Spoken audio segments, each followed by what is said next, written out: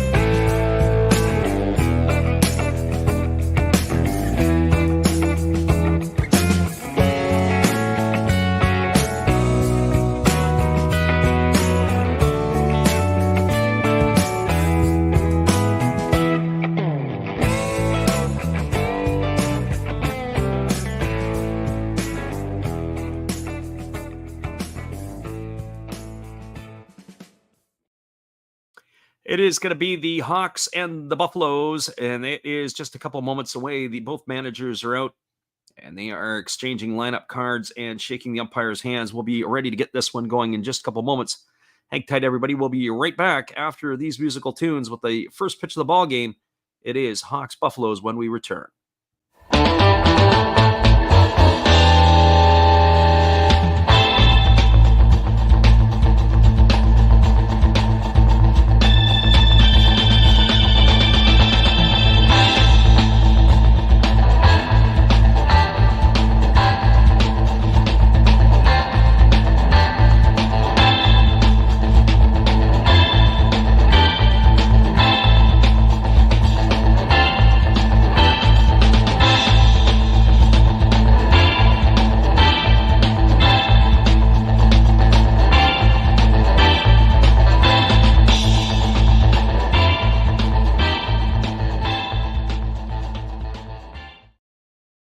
Welcome back, everybody. Our friend Shotgun Shell's back in the house here with us tonight, and he said he fell asleep last night with 2 outs in the bottom of the ninth, and he missed the home run. His brain shut down when they got the runner at third with 2 out, or at least the runner at second with 2 out.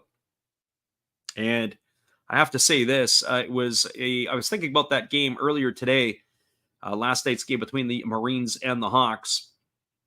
It was a 1-0 lead for the Hawks. From the fourth batter into the game, they held the lead the entire way until the sayonara home run in the bottom of the ninth inning. And that was the only time that the Marines had the lead, is when they walked it off. Absolutely incredible finish to that. And, of course, the Hawks are losers of 12 straight. The Fighters are losers of 12 straight.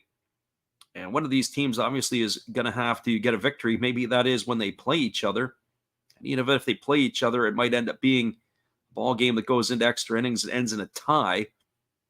That being said, both of these ball clubs, the Buffaloes and the Fighters that we're talking about, these 12-game losing streaks, first time in Pacific League history that two teams in the same league have a double-digit loss total, and they just continue to mount. It's actually quite interesting to see how it is.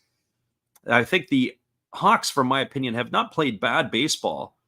In some cases, they probably did deserve some victories, almost like last night. They just needed to get that final out. On the flip side of the coin, I've seen the Fighters play a little bit, and I'm not sure if they deserve any victories at this point, as they have played some pretty shoddy baseball. We saw 3 errors the other night from the middle infield on that game on a Sunday evening against these Buffaloes. But that is where it stands, and this is what we're going to have here. So it is going to be coming up to bat for the Hawks. It'll be Makihara, Kawase, and Kondo to get things going here. But we're going to take just a moment here and come back in a second as they are introducing the lineups. The first pitch is about to take place, and we'll be back in just a couple of moments with all the action right after this. Hang tight, everybody. The ceremonial first pitch has just been completed, so that means we're going to be going here in just a few. Right back after this.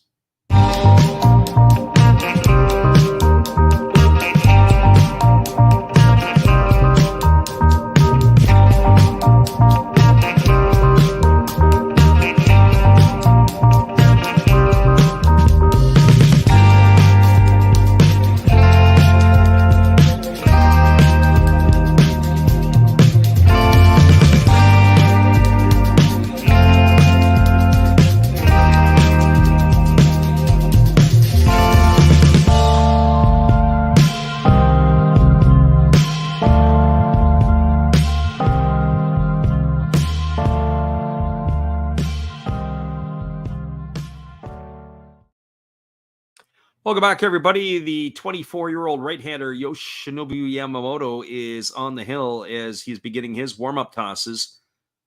Are going to be ready to get things going here for the Buffaloes in just a couple moments. As we said, it's going to be Makihara, Kawase, and Kondo to come to bat for the Hawks here in their half of the first inning. It is a game that is being played indoors at the Kyocera Dome. The Hawks tonight are going to be featuring the black tops with the white pants. The Buffaloes will be in their home uniforms, all white tops and all white pants. And anything that the Hawks can do to try to find themselves a win streak. Obviously, they had the teal uniforms a couple of weekends ago before the All-Star break. That didn't bring them any success. And then, of course, yesterday they were featuring different color uniforms as well. So whatever they've got to do to try to change it up to break the streak, I'm sure once they get a win, they may stay with that jersey for a little bit longer. Well, defensively tonight for the Buffaloes, from left field to right field, it is going to be Yataro Sugimoto's getting a start in left field. It's Kai Nakagawa in center, and the right fielder is Tomoya Noguchi. Around the horn from first to third, it's Yuma Tongu at first. The second baseman, Shogibo. The shortstop is Katara Kobayashi. And at third, it's Yuma Mune with the battery of Yamamoto and Wakatsuki. And now we're ready to get this one underway. And the first pitch of the ball game is a fastball that misses upstairs for ball one. And the count is 1-0 to Taisi Makihara. Makihara batting .280 on the season. He's got 2 homers and 23 runs driven in. Batting from the left side against the right-hander Yamamoto, there's a fastball swung on. It's chopped up the middle, fielded as he moves to his left by Kobayashi. He throws to first. That is going to retire Makihara. That's going to go down as a ground out. 6-3 for out number 1, and that'll bring up the shortstop, Hikaru Kawase.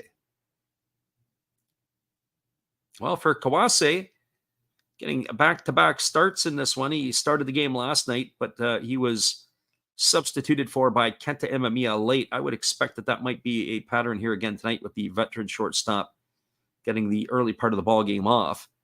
He's batting .208 on the season. He's got no homers and 9 runs driven in, and he takes a first pitch breaking ball over for a called strike, and the count is 0-1. So no balls and 1 strike to Kawase.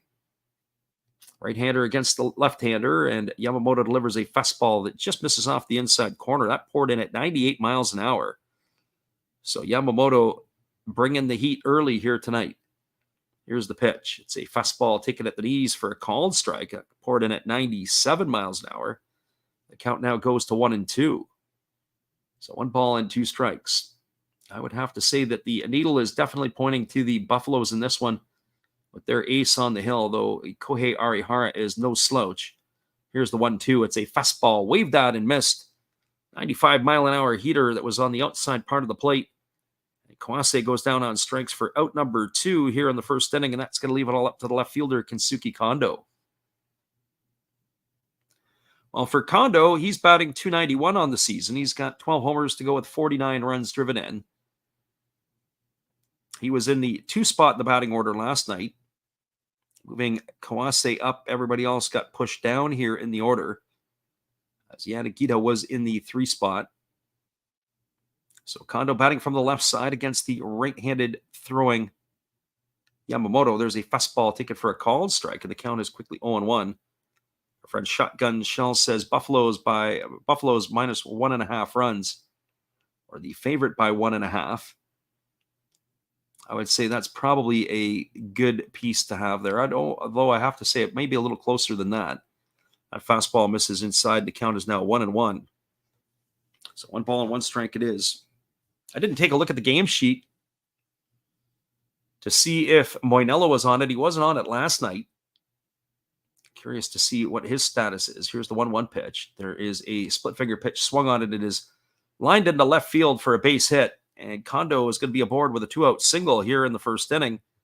That's going to bring up the designated hitter tonight in Yuki Yanagita. Can't tell you how many times that in the NPB that you see the pitchers retire the first 2 batters of the inning, and then they give up a base knock with 2 out. And we saw that a little bit in yesterday's ball game as well. The Hawks and the Marines, both the pitchers there. We would see a little bit of that, certainly for Ishikawa last night. For Fukuoka, he did it a couple of times. There's a first pitch fastball that is swung on and missed. Count is quickly 0-1 to Yanagita. Yuki Yanagita batting .303 on the season. He's got 14 homers and 48 runs driven in. Both Kondo and Yanagita feeding off one another here in the top part of the batting order for the Hawks. Here's the pitch. It's a fastball that misses up and away, and the count goes even to 1-1. That last pitch was at 97 miles an hour. So 1 ball and 1 strike as Yanagita digs in. Waiting here on the offering from Yamamoto. Here's the 1-1. It's a breaking ball that just misses upstairs, and that's going to run the count to 2-1. So 2 balls and a strike.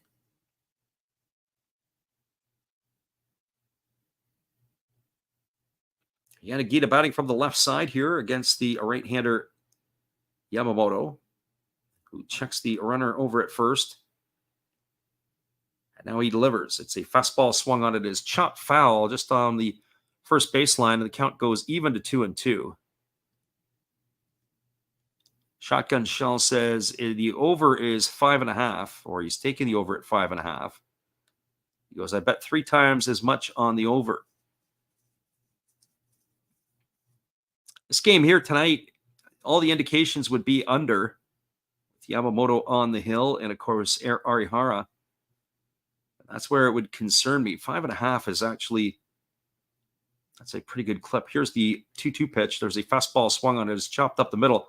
Kobayashi fields it. He steps on second base, and that is going to retire Kondo on a fielder's choice. So that's going to go down in the books as a fielder's choice to 6 for out number 3, and that will do it here for the Hawks in their half of the inning. Well, they had no runs in the inning. There was a hit. There was no errors, and there was 1 runner left aboard. We're through a half inning. It is the Hawks no score, and the Buffaloes coming back. Hang tight, everybody. Will be back in just a few. As it is, the Buffaloes and the Hawks moving to the bottom of the first inning. We'll be right back after this. Well, you've got to have an ace in the hole, a little secret that nobody knows. Life is a gamble, a game we all play, but you've got to save something for a rainy day. You've got to learn to play your cards right if you expect to win in life. Don't put it all on the line for just 1 roll. You've got to have an ace in the hole. Yeah.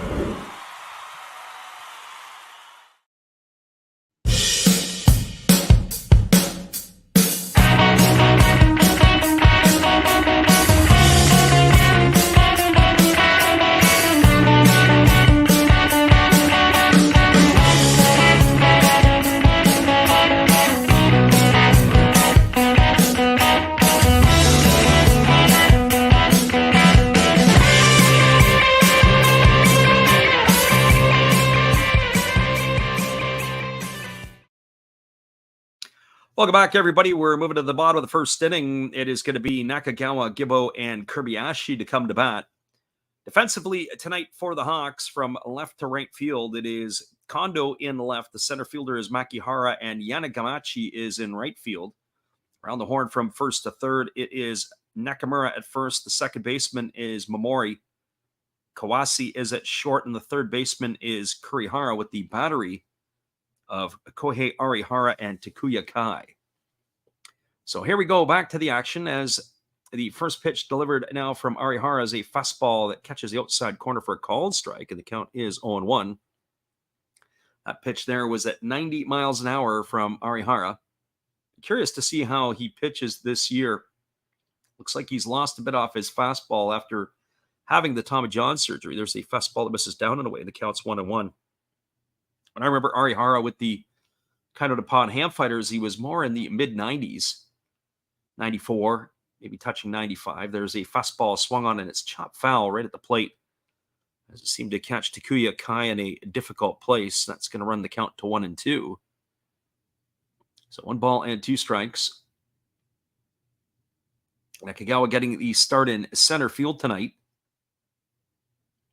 as well as in the leadoff spot. We've seen him bounced around. He's been down in the batting order a little bit for the Buffaloes as of late, but now back into the top spot. Here's the pitch. It's a fastball that misses down and away. The count is now 2-2. So 2 balls and 2 strikes. Our friend Shotgun Shell says all indications are under, and that's why he bet the over. Depending on what the odds are on that, that could entice you at 5.5. So 2 balls and 2 strikes. Was that for 9 innings or for 12 there, Shotgun? Here's the pitch. It's a breaking ball that swung on. It's grounded softly over to third, fielded by the third baseman, Kurihara. They throw to first, and the ball has been dropped by the first baseman. I don't know if they would have had it. The throw looked like it was up the line. That's going to go as an error. We're going to have to see if it's the error on the third baseman or error on the first baseman. At first, when I saw the play, it looked like Kurihara had juggled the ball It was a Nakagawa just threw it at, and that's exactly what it is. He juggled the ball right into his hands, but the throw wasn't very good. That's going to be E5, charge to the third baseman. That's going to allow Nakagawa to reach first. So just like that, the follies continue for the Hawks. I'd like to think that they would like to get off to a good start from last night. That's going to bring up the second baseman, Sho Gibbo. Well, Gibbo batting .315 on the season with no homers and 5 RBIs. As Arihara gets the sign, he throws over to first base instead. Getting back easily is the base runner, Nakagawa.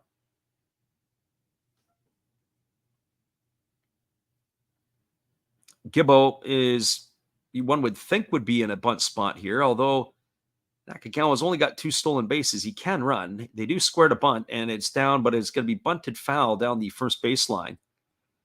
It's going to put the count at 0-1 to Gibbo.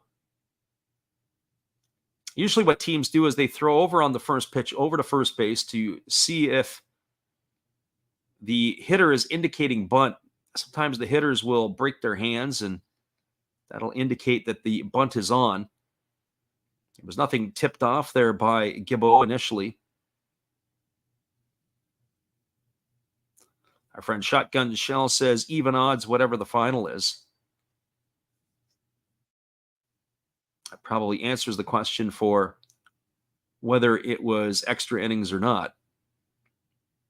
So 1 strike to Gibbo. The third baseman, Kurihara, is up on the grass. There's a fastball that just misses out the outside corner, and the count goes even to 1-1. That time, Gibbo showed no indication of wanting to bunt. See if they put it back on again. 1 ball and 1 strike. Not sure what the manager, Nakajima, has in mind for the Buffaloes. Usually, I like to think that if you're going to put it on, you're going to stay with it right till the end of the at-bat. Here comes the 1-1. He does square again, and this time it's bunted, but it's foul. It's going to run the count to 1-2 on Gibbo. So now the manager has taken the bat out of Gibbo's hands. Will he continue to do it, or has Gibbo taken it out of his own hands?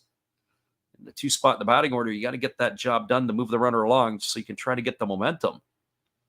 Right now, the Buffalo's second baseman is failing on 2 accounts. So 1 ball and 2 strikes as Nakagawa establishes his lead at first. Here comes the offering from Arihara. As he kicks and fires, it's a fastball swung on and missed. Gibbo goes down on strikes for the first out of the inning. That's a failed at bat. That'll bring up the shortstop, Kotaro Kobayashi.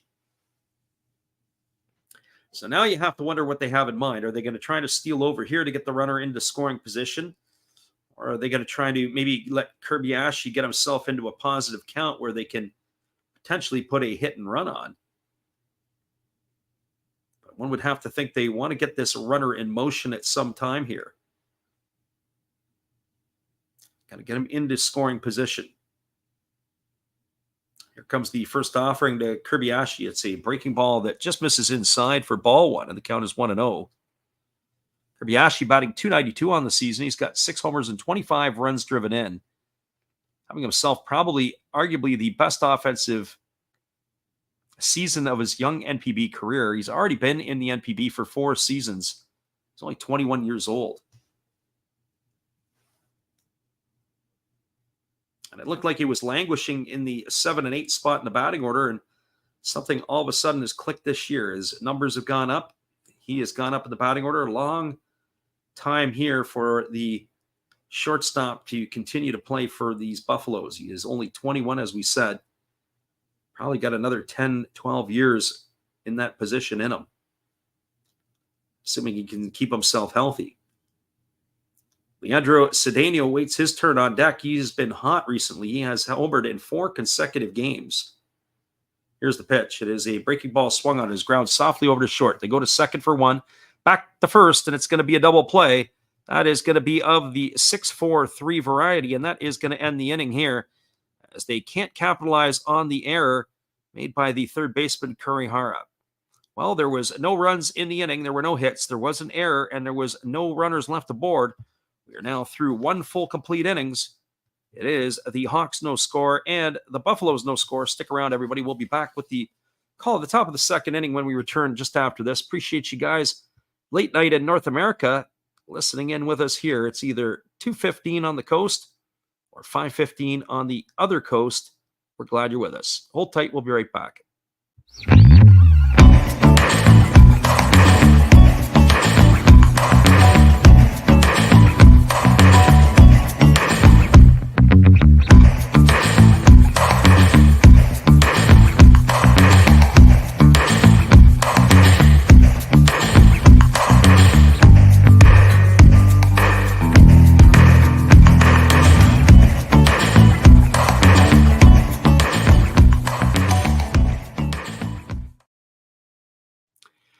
Nothing's the scoreline. We'll be back in 30 seconds with all the action. Stay tuned, everybody.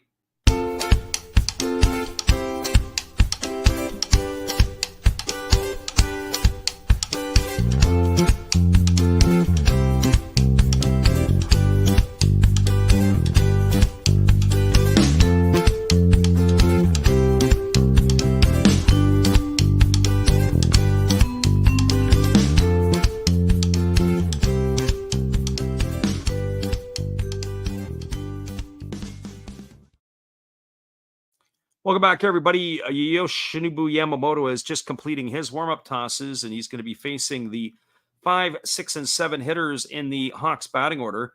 That means Akira Nakamura, Masaki Momori, and Ryoya Kurihara to come to bat to face the Buffalo's right-hander. Decent crowd here tonight between these two ball clubs, although the upper deck in the outfield straightaway is a little bit on the thin side. The Hawks, losers of 12 straight games, find themselves 8 games behind the Buffaloes in third place in the Pacific League. The first pitch is delivered. It is a fastball that misses down for ball 1, and the count is 1-0. So 1 ball and no strikes. Only 14 pitches in the first inning for Yamamoto. Very effective. Here's the 1-0 pitch. It's a fastball taken for a called strike, and the count goes even to 1-1. Both of these teams, of course, no strangers to the playoffs over the past few years. There's a fastball swung on and lifted foul. That's going to reach the seats. The count is 1-2. The Buffaloes have been to the Japan Series each of the last 2 years, winning last year over the Swallows, dropping the year before to the Swallows.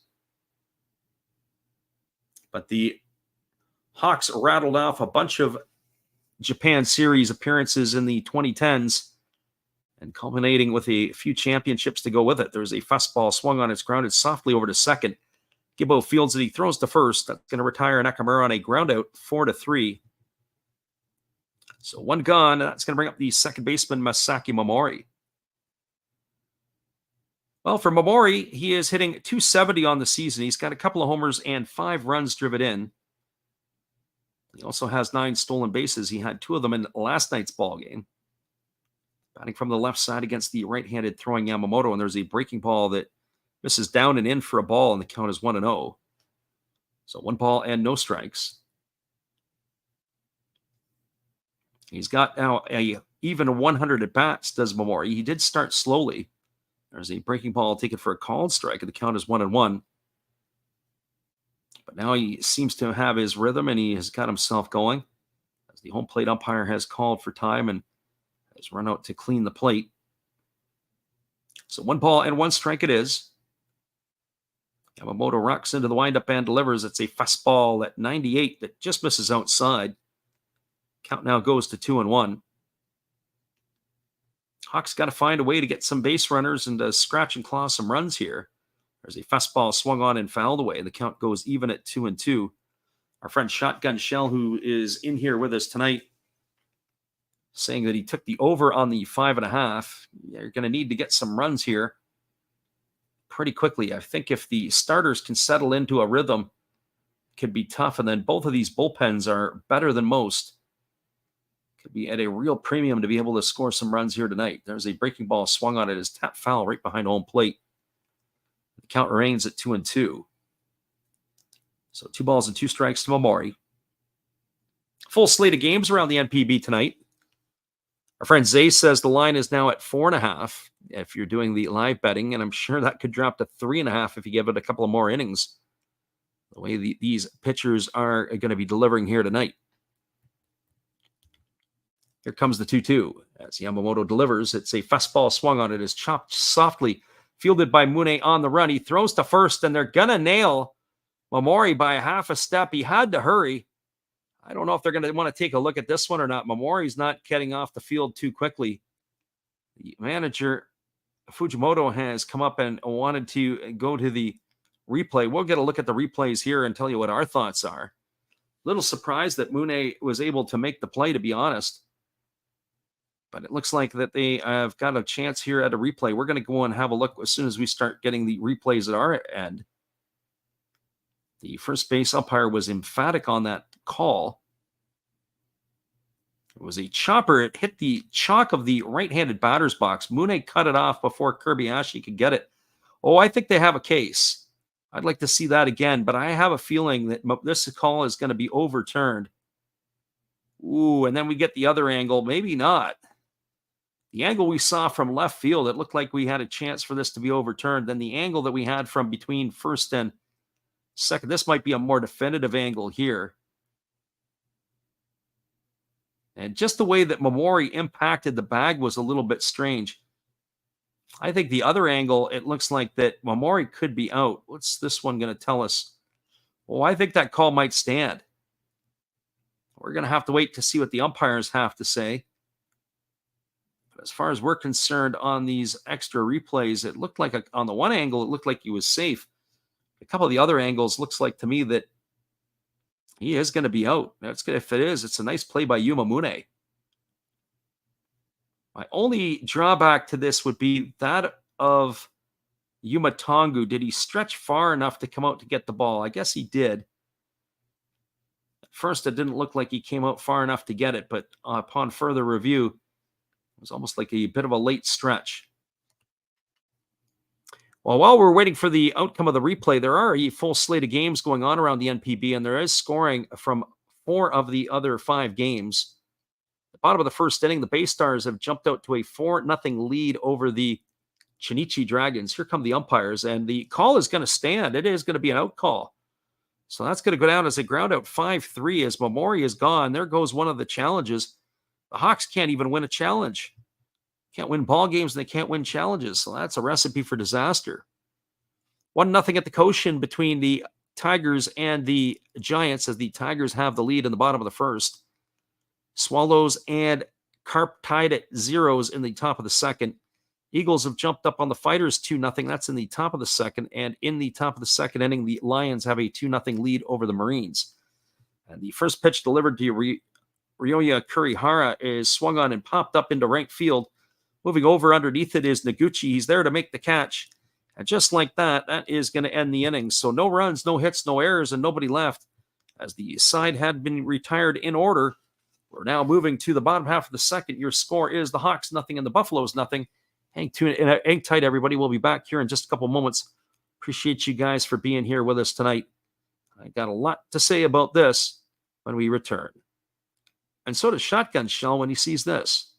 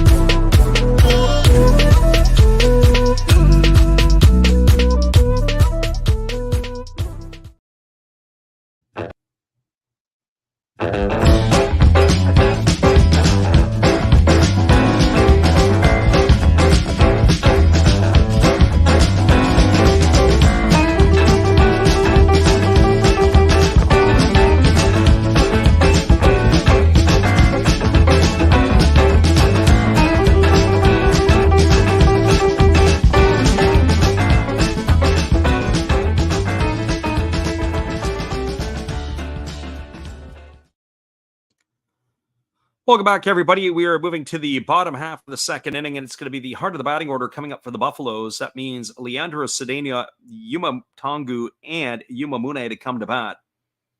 As Masaki Momori, we thought may have beaten out that ball in the last half inning, but on further review, the umpires agreed with us, or we agreed with the umpires. That is an out call. So Cedeno steps to the plate. He has been absolutely fantastic over the last little bit as he swings at the first pitch fastball and grounds it foul over on the third base side. Count is quickly no balls and one strike. Cedeno homering in 4 consecutive games. That's one way to announce your presence in the lineup. He's batting .302. He's got 7 homers and 26 RBIs. Most of it's come in the last month. Big fella batting from the right side here against the right-handed throwing Kohei Arihara. Here's the pitch. It's a fastball that misses low, and the count goes even at 1-1. I have to admit, I don't know a whole lot about Leandro Cedeno. He is a Venezuelan. I looked him up earlier today, and he was in the St. Louis Cardinals organization, and then he ended up with the Diamondbacks.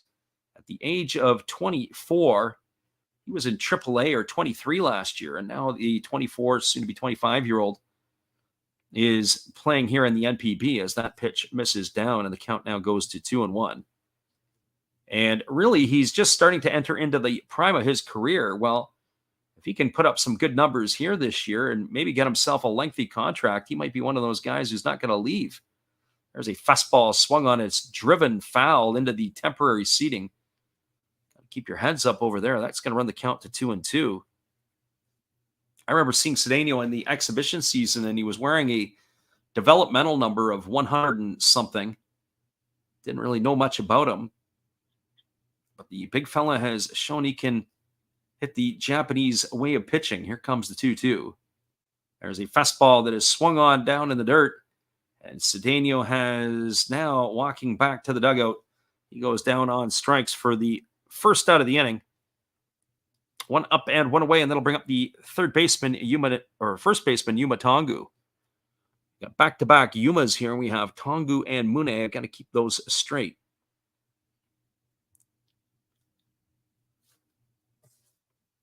So for Yuma Tongu, he's getting the start in this one. He missed the other night. There were a couple of players that had the nights off, or at least the starts off. Tongu and Sugimoto were both of those players. The first pitch is a fastball taken for a called strike. The count is 0-1 to Tongu. Tongu batting a cool .313 with 11 homers and 34 runs driven in. Hitting here from the right side against the right-handed throwing Arihara. And there's a fastball swung on. It is grounded up the middle for a base hit into center field. Tongu is continuing his hot ways. He is definitely making the Buffalo fans forget all about Masataka Yoshida. Well, I don't think you can ever forget about Masataka Yoshida. He's just carried right on with the Boston Red Sox, what he was doing in Orix. That's hitting the baseball at all levels of play. But certainly the improved play of Yuma Tongu has eased the pain of the loss of that Orix star over the last few years. So Tongu aboard with a 1-out single. That's going to bring Yuma Mune to the plate. Mune is hitting .243 on the season with a couple of homers and 14 RBIs. He really needs to get it going. He has struggled this year. Not as much power as we've seen the last couple of years. Average is also down. There's a breaking ball that misses down and in, and the count is 1-0. So 1 ball and no strikes.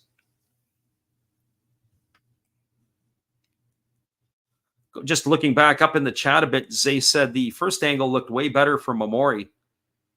And that's the case. The first angle for sure, I thought, yeah, Momori's going to be safe. And then the next thing you know is couple of the other angles, and it was like, ooh, well, maybe not. As that breaking ball misses down, it's now 2-0 to Mune. So 2 balls and no strikes. Interesting that Yamamoto is already up and throwing in front of the Buffalo's dugout. Usually most of the pitchers will get up when there's 2 outs. But right now he is up and getting himself loose, ready to come back in. Here comes the 2-0 pitch. It's a fastball belted foul down the right field line. It hooks into the seats. Oh, Mune got the barrel head out on front of that one, and he absolutely scorched it. That one is been hit foul. That was one of the harder hit balls I've seen off the bat of Mune in the last couple of weeks. But we've been doing the Buffalo games. That's going to run the count to 2-1. I don't think if I'm Arihara, I'm going to throw that same pitch again, or at least in the same location. You might want to throw the same fastball, but You leave that one middle in, it might get hammered again. So 2 balls and 1 strike to Yamamune. Now he has stepped out asking for time as he feels that Arihara has taken too long. So 2 balls and 1 strike to the Buffalo's starting third baseman. And here's the pitch. It is a breaking ball swung on, grounded over to short. They go to second for 1. Back to first, and that's going to be an inning-ending double play. That's going to be of the 6-4-3 variety. And that will do it here for the Buffaloes in their half of the second inning. Well, they had no runs in the inning. There was a hit. There was no errors, and there was nobody left aboard. Back-to-back innings that the double play has helped Kohei Arihara. Your score at the end of 2, it is the Hawks nothing and the Buffaloes nothing. Stick around, everybody. We'll be back with the call in just a couple of moments. That is now 10 consecutive innings with the Hawks not being able to score a run. We'll be right back after this. This is Steve Rademacher, and I'd like to introduce you to my channel if you haven't seen it before. These are all the things I enjoy: sports, autographs, relics, non-sports Hall of Famers, pseudo-sports, Star Wars. That's my channel name and my name, and I would really appreciate it if you would come check me out and maybe even subscribe if you like it. Thank you for that for now, and back to your ball game.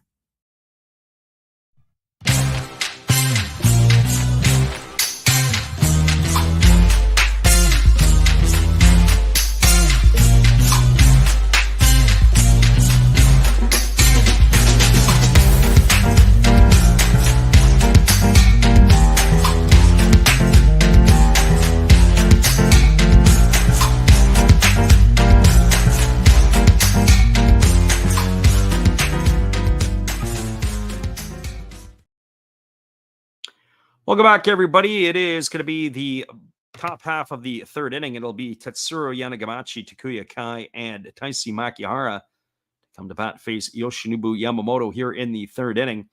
Our friend Shotgun Shell said he fell asleep in last night's ninth inning. Of all the times to fall asleep, apparently the offense of both of those teams had lulled them into that potential time zone or sleep zone.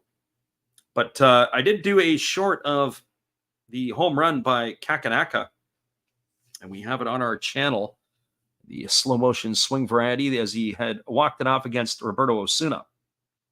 There's a first pitch that is swung on. It is grounded to short, fielded on the backhand, sliding by Kirbiashi. He throws to first, and it's over the head of the first baseman, Yumatangu, and it looks like that ball is going to get into the seats, and it's going to advance the runner. I saw initially that it was going to be a base hit, but the ball is going to be thrown over top. I think they gave him the base hit because they felt he may have got there. In fact, Yanagamachi had to dodge the throw. So we're going to give him a base hit, and it's going to be an error on the shortstop. So that's going to put Yanagamachi all the way over to second base. We may have to make a correction on that if the scorer decides to make a change, and that's going to bring up the catcher, Takuya Kai. Well, for Kai, he's batting .206 on the season. He's got 5 homers and 26 RBIs. Wonder if they're going to put him into a bunch situation to see if they can cash a runner in from third with 1 out. So Kai here waiting on the offering from Yamamoto. Yamamoto checks the runner at second base, and now he kicks and delivers. They do square to bunt, and it's a fastball that misses down for a ball. Count is 1-0 on Kai. Kai to be followed by the top of the order in Makihara. And not a bad idea. If you're at a difficulty scoring runs, you want to try to get that runner over to third. It just gives you a few extra dimensions on how to punch him in, either a wild pitch, pass ball, balk, sack fly. All of those different things can potentially do it. That ball's bunted. It's back to the pitcher, and it is fielded by Yamamoto. He took a look at third base, but he didn't have the shot to be able to go after Yanagamachi. It is going to be a sacrifice, and that's going to go in the books as a 1-4 putout, as Kai is gone for the first out of the inning. Advancing over to third is Yanagamachi. That'll bring up the top of the order in Taisi Makihara. Well, I'll be curious to see what the Buffaloes do here. In last night's ball game, when the Marines had runners on, the Hawks were playing the infield in. We're going to take a look here to see if the Buffaloes are going to do the same type of idea. Makihara stepping to the plate. He's 0 for 1 tonight. He grounded as short his first time up. I'm kind of interested to see if they're going to maybe consider a squeeze here. Maybe not a suicide, but maybe a safety squeeze more than anything. Here's the pitch. It's a fastball that misses outside for ball one, and the count is 1-0. We haven't seen it yet, but certainly in last night's ball game, we were looking for the potential or possibility of it. Get into these 1-0 ball games, you want to try to be able to do anything you can to cash that run in. They do have the infield into the Buffaloes, so they are thinking that this could be a one-run ball game. You don't usually see that early on unless you think the pitchers are going to deal. There's a fastball that misses upstairs. The count now goes to 2-0. They do have the open bases, and putting Makihara on isn't the end of the world because that could potentially set up a double play. They do have some guys who can run at the top of the order, maybe not necessarily the best base stealers. But Kawase and Makihara still have ability to move around. Here comes the 2-0 pitch. Yamamoto kicks and delivers. It's a fastball taken at the knees for a called strike, and the count now goes to 2-1. Not sure what Makihara was waiting for. That was a beautiful pitch. It was right at knee high.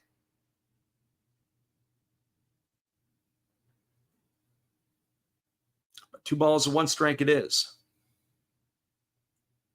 Establishing his lead in third in foul territory is the base runner Yanagamachi. It's 1 gone here in the inning. It is a runner at third with a 2 ball and 1 strike count. The pitch is a split finger pitch, swung on and missed. Now the count goes to 2-2 on Makihara.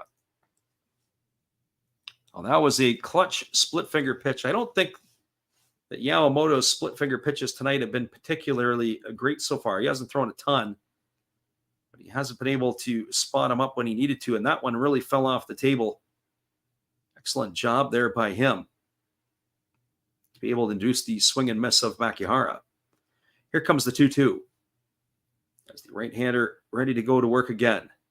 He kicks and fires. It's a fastball swung on. It is grounded over to the second baseman, Gibbo, who dives to his right to field it, but they're not going to be able to take the run at the plate. That's going to get a run in. It's going to be a ground out 4-3. That'll retire the runner Makihara for the second out of the inning, the batter Makihara, but it is going to cash in Yanagamachi. And the Hawks now have a 1-0 lead here in the top of the third inning. And that'll bring up the shortstop, Hikaru Kawase. And just a note, as we had mentioned before, it is a single to Yanagamachi and an error charge to Kitaro Kobayashi, as that throw was poorly made. First pitch delivered to Kawase is a fastball that misses, and the count is quickly 1-0. So Yamamoto ready to go back to work. He delivers a fastball that swung on and fouled away, and the count goes to 1-1. Both of these pitchers tonight have been working effectively and quickly. So 1 ball and 1 strike it is. Hikaru Kawase. Yamamoto ready to go. He rocks and delivers. There's a fastball that misses outside, and the count now goes to 2-1. This was a matchup just before the All-Star break of these two pitchers, where Yamamoto got the better of Arihara. Here comes the 2-1 pitch. Yamamoto kicks and fires. It's a fastball swung on. It's grounded over to first. Fielded by Tongu. He steps on the base, and that is going to do it. It's going to go in the books as a ground out to 3 for the third out of the inning. So 1 run in the inning on the benefit of 1 hit. There was an error, and there was nobody left aboard. We're now moving to the bottom of the third. Your score is the Hawks 1 and the Buffaloes no score. Stick around, everybody. We'll be back with the call in just a couple moments. We appreciate you guys for bouncing in here with us tonight to listen to some Japanese baseball. We'll be back in a few.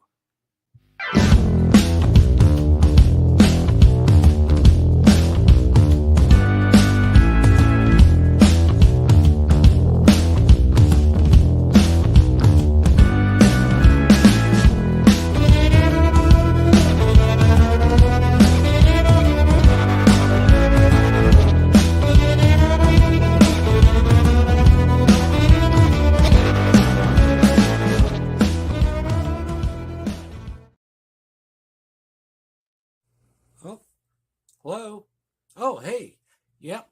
I'm just sitting here listening to Freddie call another game here on YouTube.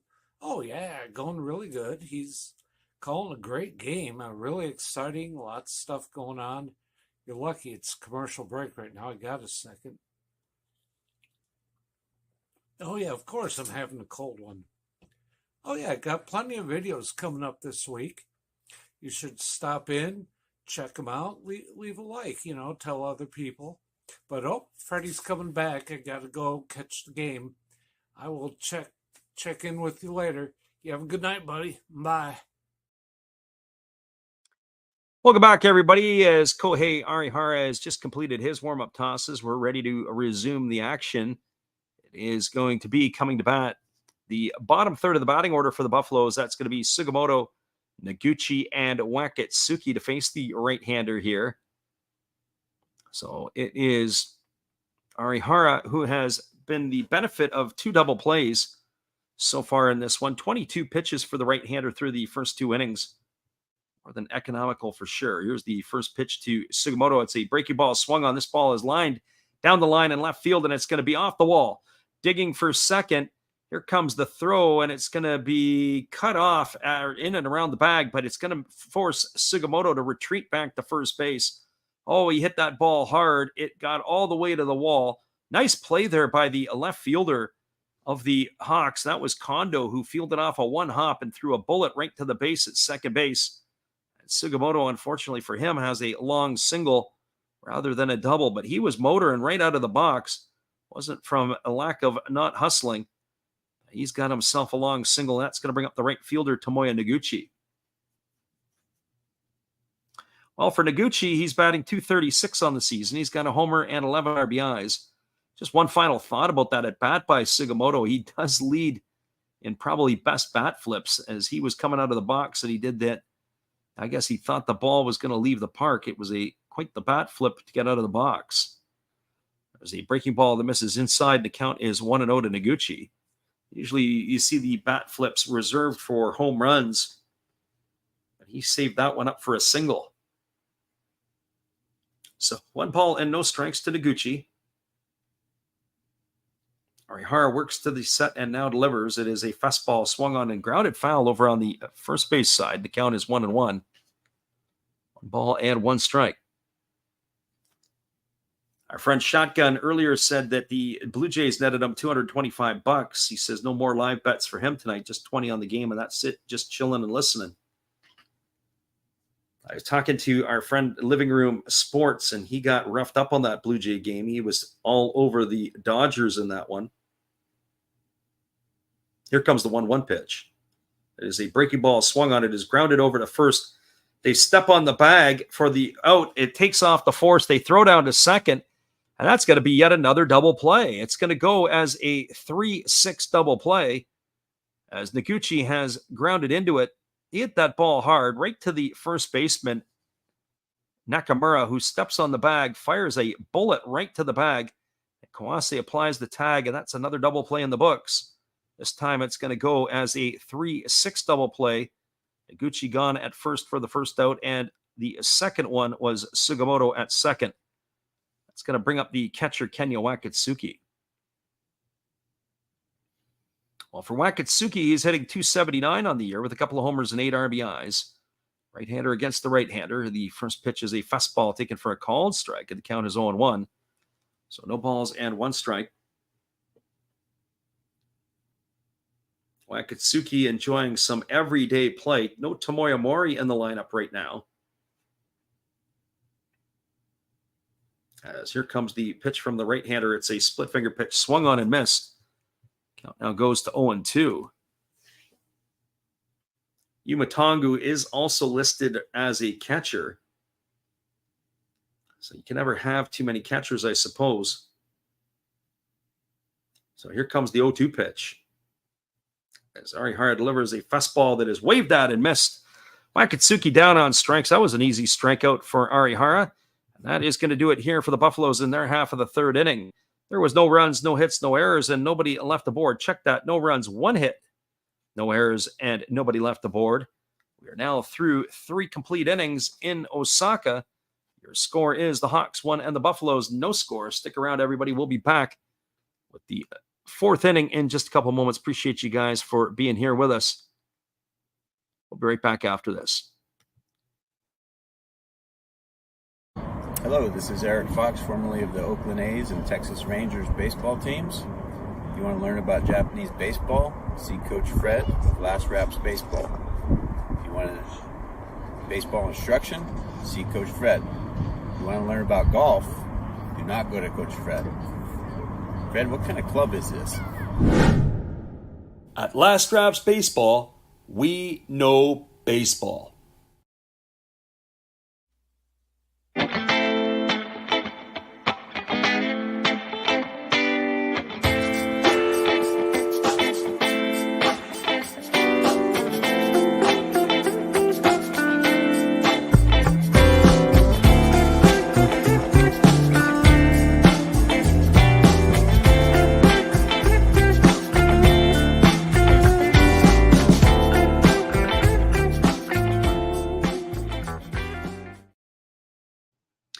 Welcome back, everybody. We're moving to the top of the fourth inning, and it is going to be coming to bat Kazuki Kondo, Yuki Yanagita, and Akira Nakamura to face the right-hander Yoshinobu Yamamoto.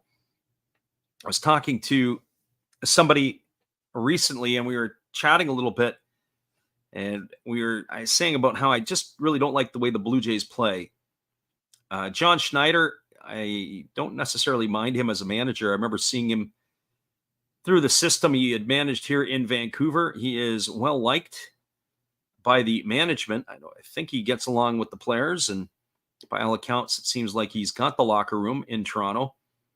The problem is that I don't know if the type of ball club is the ball club that I would want to put together, or that maybe Schneider would want to have put together for him. There's a first pitch fastball taken for a called strike, and the count is 0-1 to Kondo. Kondo is 1 for 1 tonight. He's raised his average to 293. He's got those 12 homers and 49 RBIs.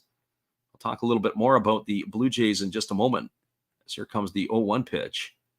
It is a fastball that just misses low, and the count goes even to 1-1. I have to say, so far tonight, the home plate umpire has done a pretty good job with the balls and strikes. That's 3 games in a row that the home plate umpires have done a pretty decent job.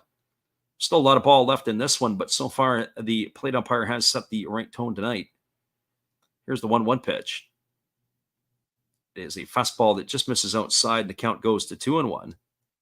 Saying about the Blue Jays, it's not necessarily the type of team that I really enjoy watching. Although I have to say, I do like Dalton Varsho. It's too bad that he started strong and he's just faded. I think about 215 right now, or maybe even less. There's a fastball taken for a called strike. The count now goes even at 2-2. I like the way Varsho plays. He runs hard down the line. He kind of grinds a little bit. But his numbers have got to pick up. He is a free agent, I understand, at the end of the year. He's on a contract. So he is up for grabs, much like Matt Chapman is up for grabs. There's a fastball that misses outside, and the count is now 3-2. And I don't see either of those players in Toronto's future next year. That's sad to say. I don't know. I think they've given up a lot to get Dalton Varsho and Gabriel Montero, an everyday catcher, and an all-star in Lourdes Gurriel. And they're not going to get the return. There's a split finger pitch swung on and missed. And Kondo goes down on strikes. He's going to be out for out number 1 here in the fourth inning. So 1 up and 1 away, and that'll bring up the designated hitter in Yuki Yanagita. That is strikeout number 2 in the books now for Yamamoto. As we have 1 gone here in the top of the fourth inning. Yanagita comes to bat. He bounced into a fielder's choice to end the first inning. He's 0 for 1 tonight. The first pitch is a fastball that backs him off the plate for ball 1, and the count is 1-0. Yanagita gets the start as the designated hitter in this one. He was in a right field last night for the Hawks. There's a split finger pitch swung on and missed, and the count goes even at 1-1. That last pitch, Yanagita looked like he tried to swing out of his socks on. He was anticipating something else, but the split finger pitch fooled him. So 1 ball and 1 strike. As Yamamoto rocks into the windup. Here's the delivery. It's a fastball that comes in for a called strike, and the count now goes to 1-2. So that last pitch, nice pitch, had a little bit of backdoor run on it. It's probably the most movement we've seen on any of Yamamoto's fastballs. Here's the 1-2. It's a fastball that just misses outside at 97. Count is now 2-2 to Yanagita. Yamamoto ready to go back to work. He rocks into the windup. And here comes the pitch. It is a fastball swung on and lifted foul. It's going to reach the seats behind third base, and that's going to keep the count at 2-2. Every time I turn on the Buffaloes, I expect to see a big, huge crowd. And every time I do that, I am disappointed.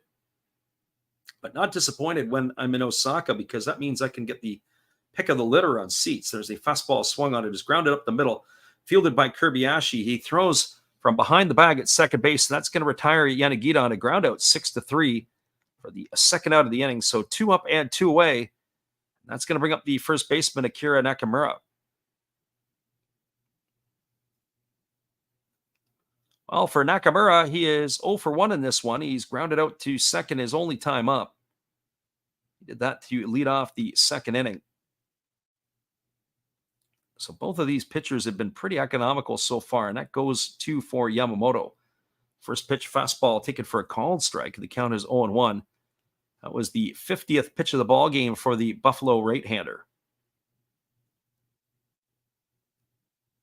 Yamamoto ready to go to work again. Here comes the pitch. It's a fastball that just misses outside, and the count goes even to 1-1. So 1 ball and 1 strike. Just a programming note, we are going to be on the airwaves again tomorrow night. We usually take a peek and see what the pitching matchups are going to be. There's a fastball swung on. It's taken on one hop by Gibbo. He throws it. It's in the dirt, but it's picked by Yuma Tongu, and that is going to do it. It's going to be a ground out 4-3 to end the inning. Nice play there by Tongu to pick up his second baseman. And that will do it here for the Hawks in their half of the fourth. No runs, no hits, no errors, nobody left the board. We're moving to the bottom of the fourth inning. It is the Hawks 1, the Buffaloes no score. Stick around, everybody. We'll be back with the call at the bottom of the fourth when we return after this. Appreciate you all for hanging with us. We'll be right back after these.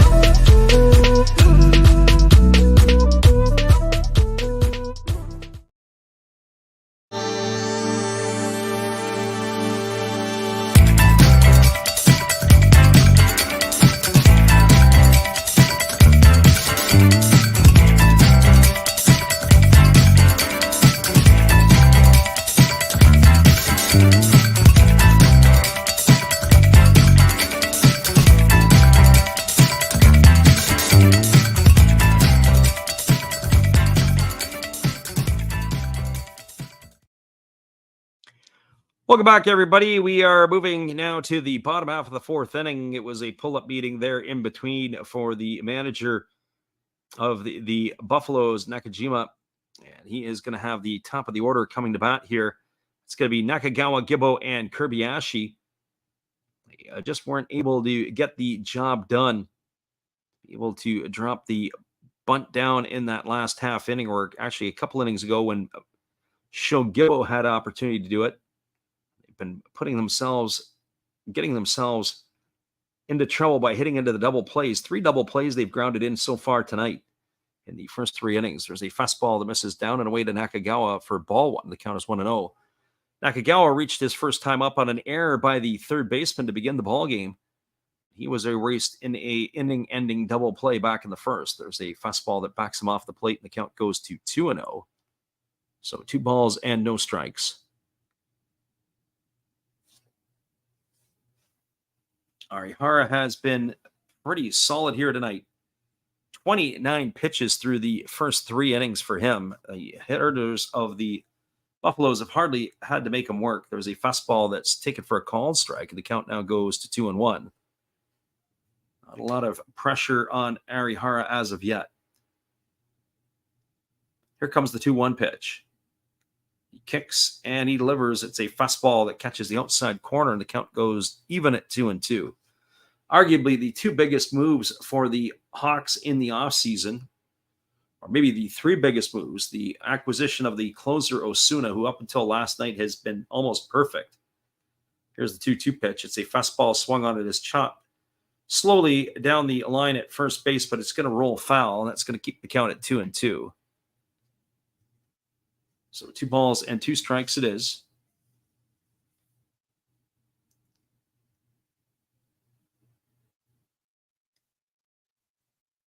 Kai Nakagawa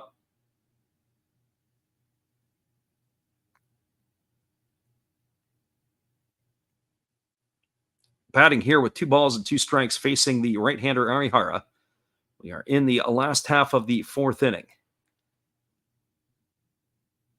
Arihara now kicks and he delivers. It's a breaking ball swung on and tapped foul right at home plate. That's going to keep the count at 2-2.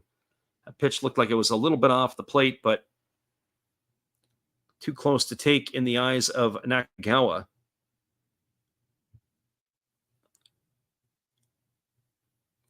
As we said, we'll take a look at the programming, or normally what we do is we look at the pitching matchups as they are announced, and we'll take a peek to see if that is going to be an announcement already made for tomorrow night. Here comes the 2-2 pitch. There's a fastball that's taken for a called third strike. Nakagawa just started to walk toward the dugout as he stood there like the house by the side of the road and watched that go by for out number 1. So 1 away, and that is going to bring up the second baseman, Sho Gibbo. As we look at tomorrow night's matchups, it's going to be Miyagi versus Carter Stewart Jr., and that's probably what we're going to lean toward again, as we'll stay with this series. I say with the series because it's really only a 2-game shot. It's going to be Kaito versus Mima in the Lions and Marines ball game. And then it'll be Shoji versus Uehara in the Eagles and the Fighters. There's a fastball swung on it, is lifted into straightaway center field. But moving back on it is the shortstop. Coming in on it is the center fielder, but it's going to be the shortstop who is going to make the play, and that is Kawase. That will retire Gibbo for the second out of the inning. So just quick work of the Buffaloes here, and that's going to leave it all up to the shortstop, Kotaro Kobayashi. And you can see the frustration on Nakajima. 37 pitches, hardly making the starter sweat here. Got to put some good swings on good pitches, and that has not been done. The good pitches have been done. It's the good swings that haven't translated yet. And there's a first pitch fastball that misses inside for ball 1, and the count is 1-0 to Kobayashi. That could all change with a base hit and a home run. And the next thing you know, they're in the lead just like last night. There's a fastball that misses inside, and the count now goes to 2-0 on Kobayashi.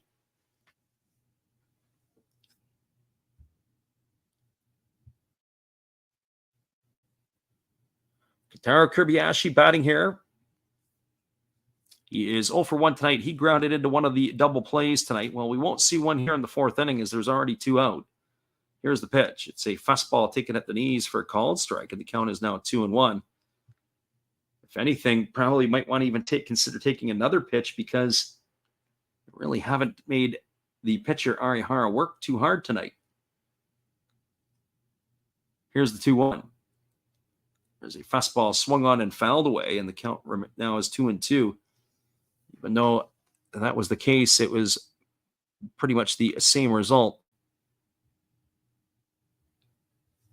So 2 balls and 2 strikes, same result as taking a pitch since he fouled that one away.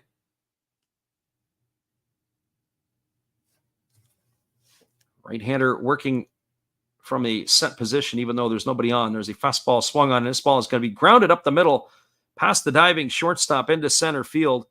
So past his opposite number, and Kobayashi's got himself a single.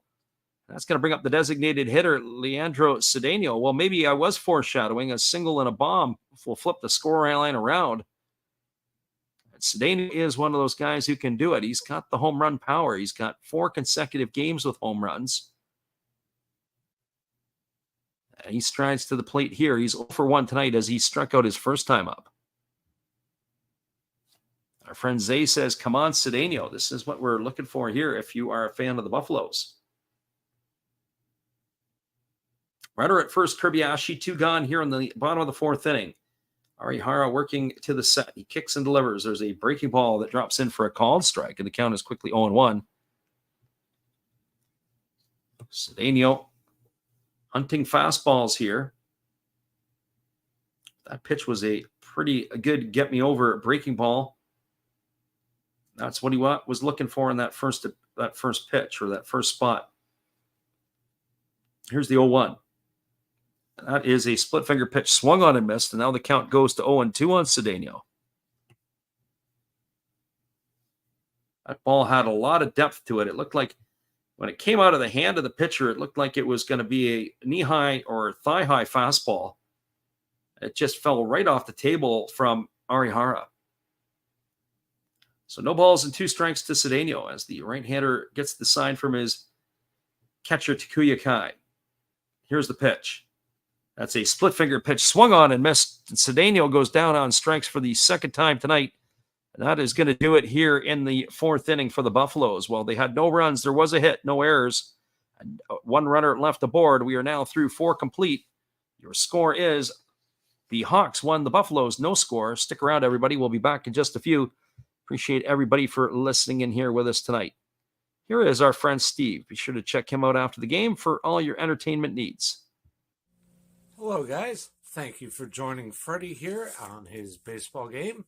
And I'm Steve Rademacher, and my channel is really all about everybody, including all my international friends. We have such stuff as non-sport packs from Canada, the OP Cheese. We have the Greek Freak. We have money from around the world. We have Lira. We have Yen. We have francs. We have pounds. We have Deutschmarks.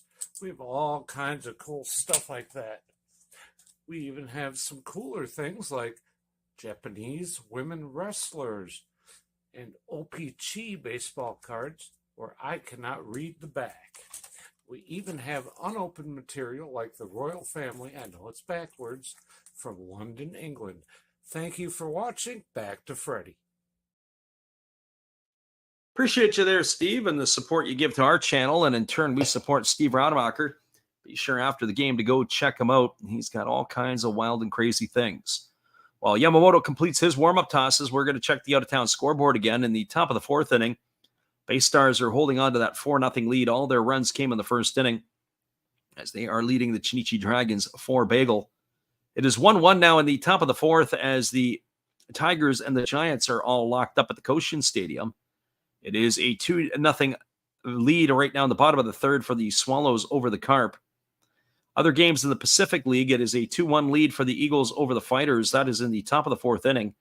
At the Balluna Dome, it is the Lions with a 2-0 lead over the Marines. That is in the top of the 4th. Well, here we go back to the live action as Yoshinobu Yamamoto rocks and delivers. It's a first pitch fastball swung on by Momori. Grounds it right back to the pitcher. Yamamoto fields it. He throws to first. And with 1 pitch, there is 1 away on a ground out, 4-3. So 1 up and 1 gone here in the 5th inning. And that will bring up the 3rd baseman, Ryoya Kurihara. Well, for Kurihara, he is 0 for 1 tonight. He has flown out to right field his only trip to the plate. He has struggled on the defensive side of things as he did make an error, but it didn't hurt them back in the 1st inning. So here we go. Ready to go is Yamamoto, and the first pitch is on the way. It's a fastball that misses down, and the count is 1-0. Our friend Shotgun Shell says he took the over 5.5 earlier on in this one. Our friend Stash is in the house, and we welcome you back in again. There's a fastball taken for a called strike. And the count now is a 1-1 to Kurihara. Thanks for jumping in here, Stash. Glad to have you back as always. There's a fastball swung on. This is lifted foul down the 3rd base line, and the count now goes to 1-2.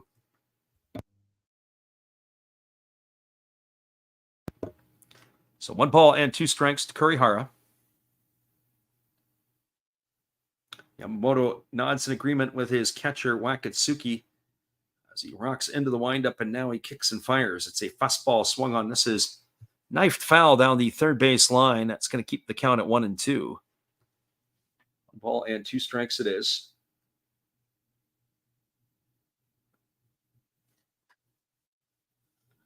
Yamamoto ready to go again. He rocks into the windup. He has sometimes a longer hesitation. There's a fastball swung on. It is lifted foul. Giving chase is the left fielder Sugimoto, but he's going to run out of room as that ball is going to drift into the seats, and that's going to keep the count at 1 ball and 2 strikes. Yamamoto has changed his delivery from the windup. The last couple of years, he had a very big leg lift. Now he kind of steps straight back, and sometimes he pauses like he does now, and then he has a very, very small leg lift. There's a fastball that is delivered and blown right by Kurihara as he's gone for out number 2. So 2 up and 2 away, and that's going to leave it all up to the right fielder, Tetsuro Yanagamachi. Well, for Yanagamachi, he has scored the only run in tonight's ball game. He had reached on a single in the 3rd inning. And then it was an error by the shortstop that advanced him to second. After a sacrifice bunt by Takuya Kai, it was a ground out by Makihara who scored him. And that is how the runs have been scored in this one, or the run, I should say. Here's the first pitch from Yamamoto. It's a fastball that just misses for ball 1. The count is 1-0 to Yanagamachi. Yanagamachi on the season batting .253 now. He's got no homers and 15 runs batted in. As that fastball misses upstairs, and the count goes to 2-0.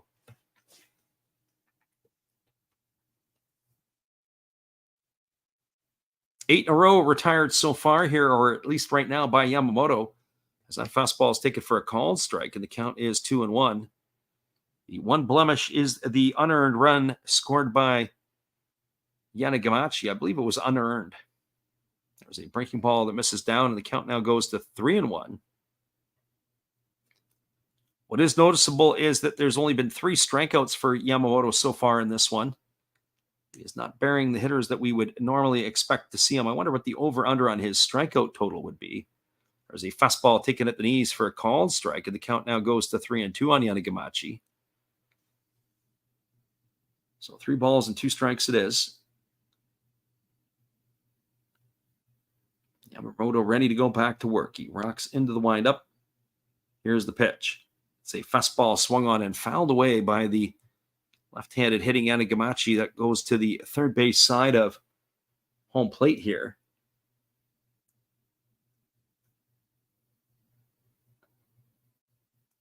So 3 balls and 2 strikes. Ready to go again. 65 pitches so far now for Yamamoto. Here is number 66. It's a fastball swung on and fouled away, and the count remains at 3-2. So 3 balls and 2 strikes.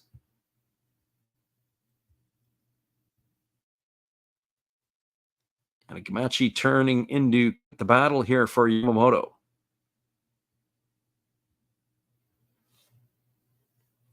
Yamamoto rocking into the windup. Here's the pitch.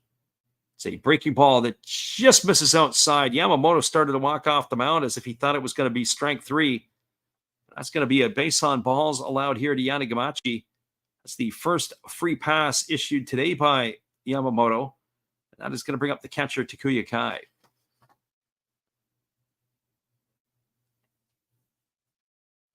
Well, for Kai, he is officially 0 for 0 because he had a sacrifice bunt back in the 3rd inning. That allowed Yanagamachi to move to third before he was brought home by the ground up by Makihara.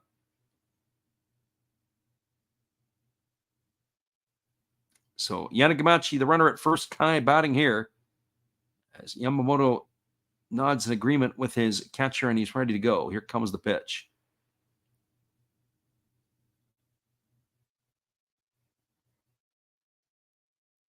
Yamamoto delivers. It's a fastball swung on. It is pop foul.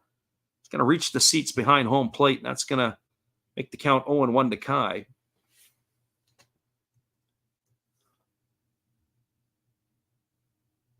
As we mentioned, tomorrow night we will probably more than likely stay with these 2 ball clubs. as this is the first of a couple of game set here.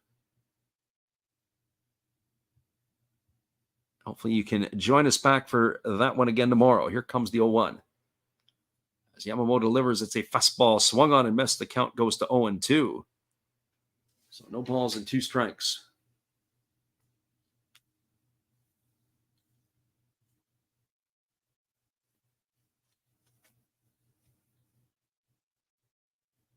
Kai gets himself dug in here. Here comes pitch number 70 of the ball game for Yamamoto, as he's looking to finish off the Fukuoka catcher. Here comes the 0-2. He kicks and delivers. It's a fastball that misses off the outside corner, and the count goes to 1-2. So 1 ball and 2 strikes it is.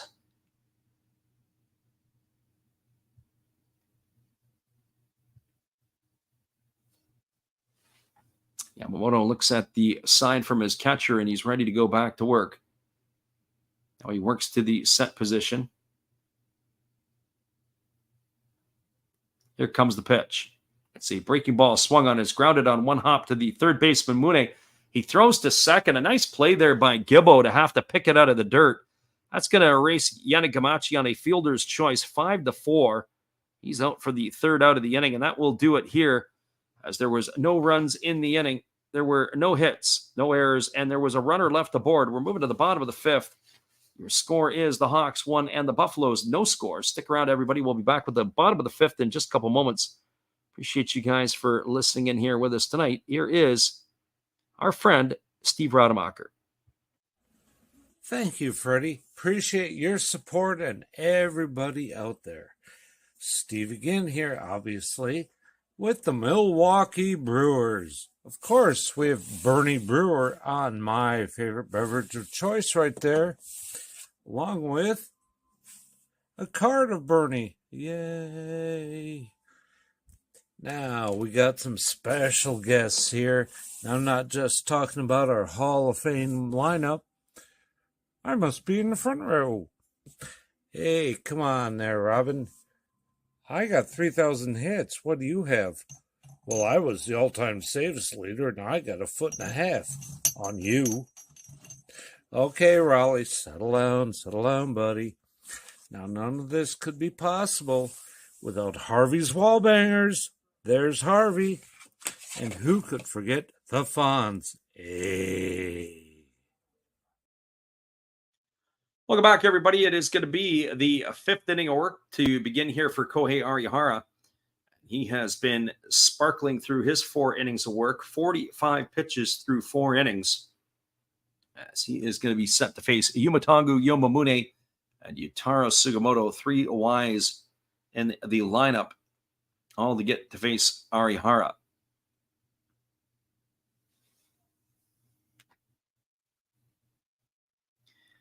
And we're ready to get this one underway,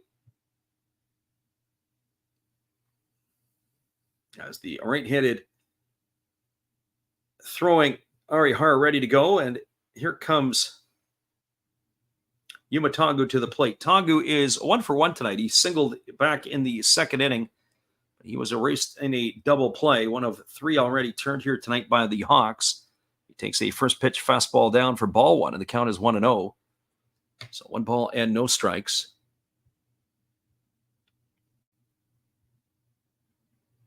Right-hander against the right-hander. Arihara gets his sign from Kai, and he's ready to go back at it. Here's the pitch. A fastball that catches the outside corner, and the count goes even at 1-1. Tangu looked to nod in agreement, as he did think it was a strike. Pitch there was a tough pitch. Good spot there by Arihara. Here's the 1-1. It's a fastball swung on, and it's grounded foul just past the third base coach. The count now goes to 1-2. So 1 ball and 2 strikes.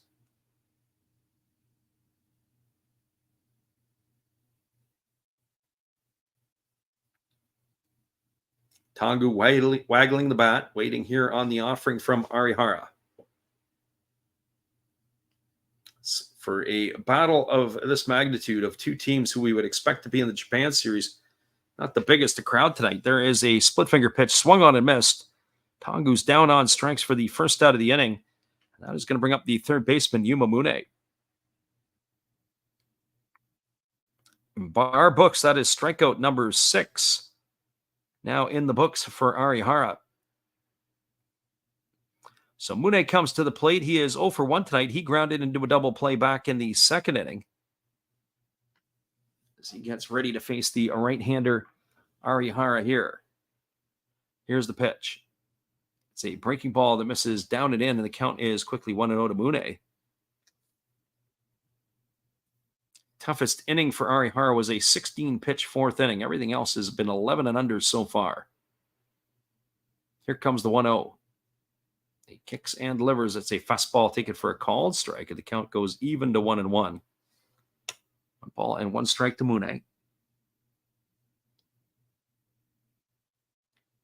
As we mentioned, we'll put the schedule up for tomorrow night's game about midday tomorrow. Here's the pitch. It is a breaking ball that misses down, and the count now goes to 2-1 on Mune.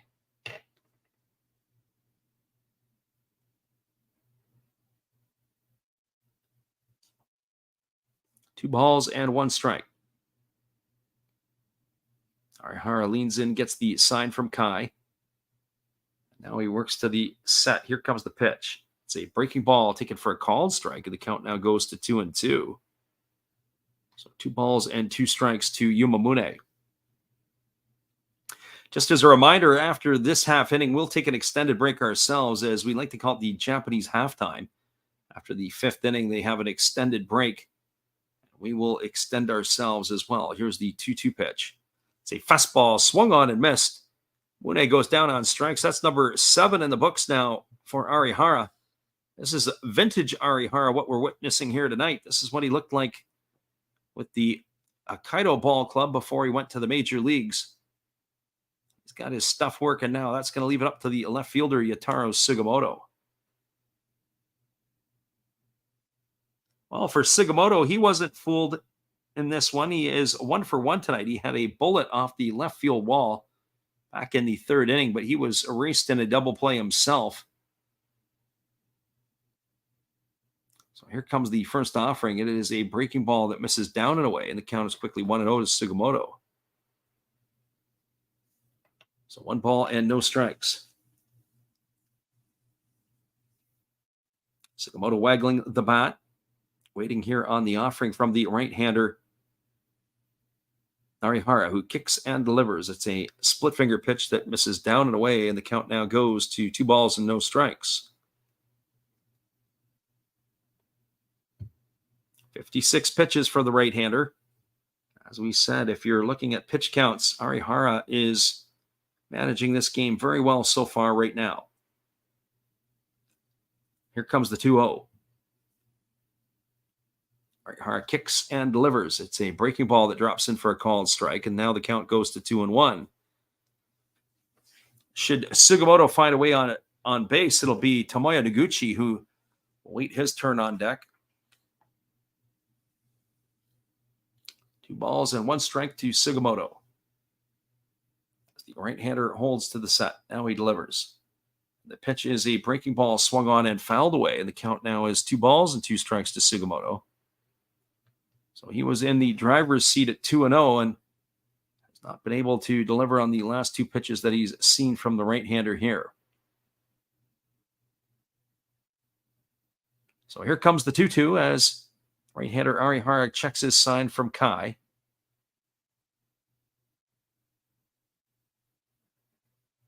As he works to the belt.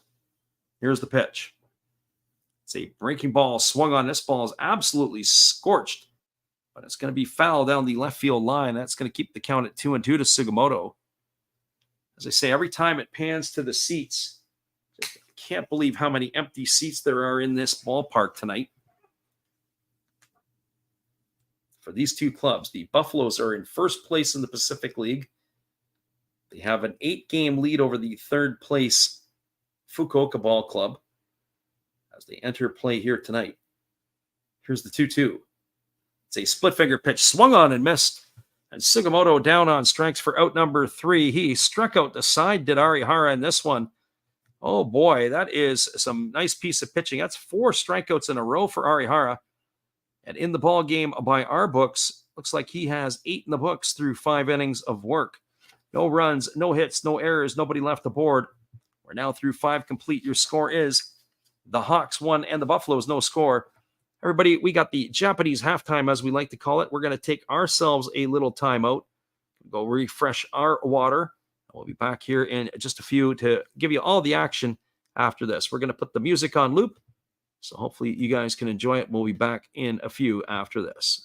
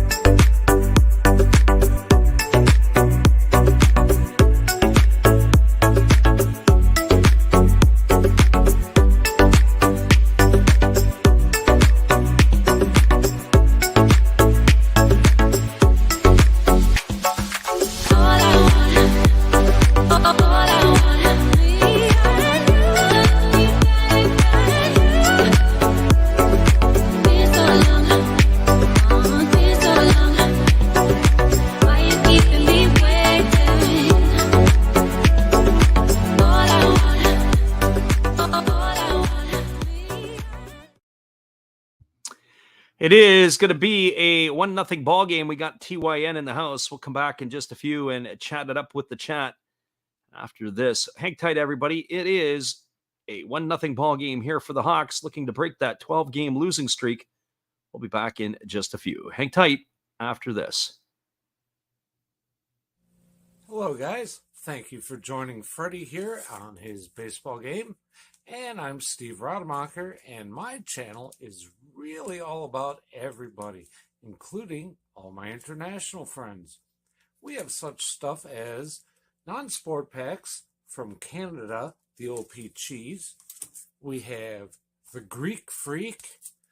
We have money from around the world. We have lira. We have yen. We have francs. We have pounds. We have Deutschmarks. We have all kinds of cool stuff like that. We even have some cooler things like Japanese women wrestlers and OPG baseball cards where I cannot read the back. We even have unopened material like the royal family, I know it's backwards, from London, England. Thank you for watching. Back to Freddie. Top of the 6th inning coming up in just a few as we have our proverbial Japanese halftime. Hang tight, everybody. We'll be back in just a couple.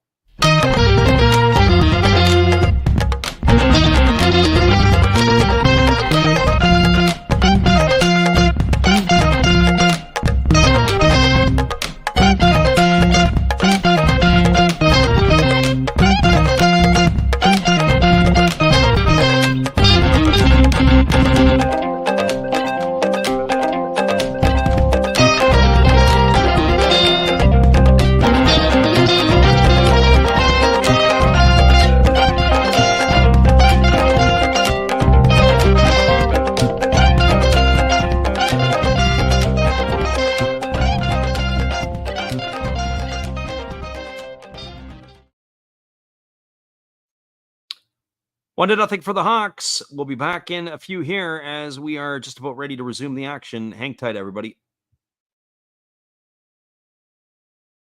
Hello, this is Eric Fox, formerly of the Oakland A's and Texas Rangers baseball teams. If you want to learn about Japanese baseball, see Coach Fred of Last Raps Baseball. If you want baseball instruction, see Coach Fred. If you want to learn about golf, do not go to Coach Fred.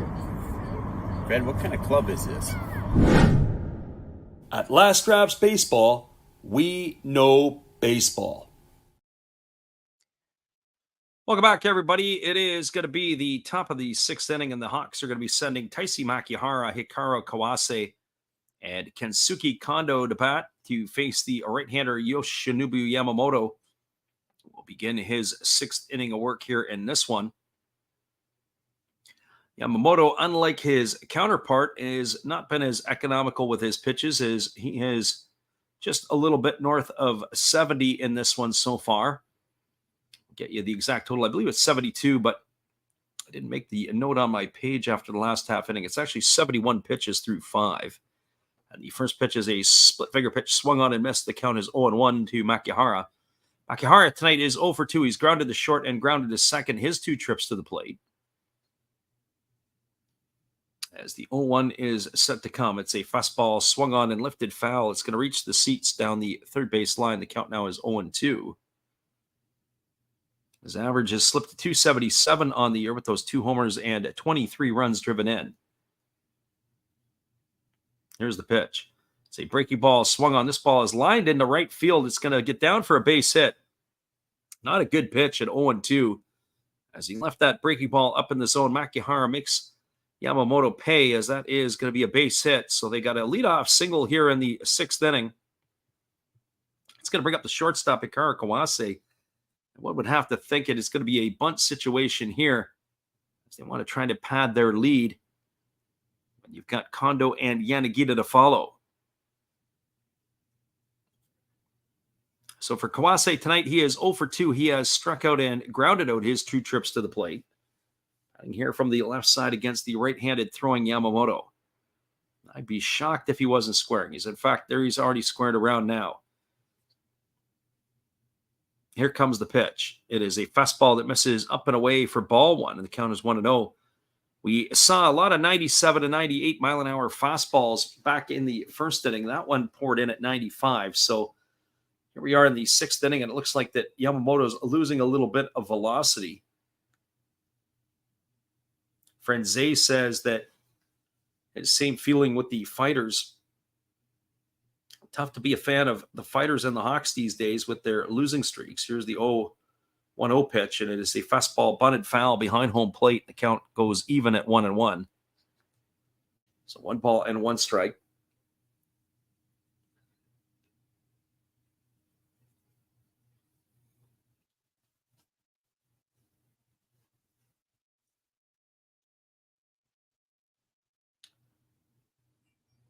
Left-handed hitting, Kawase here, digging in, ready to face the offering from Yamamoto. As Yamamoto holds set, here comes the 1-1.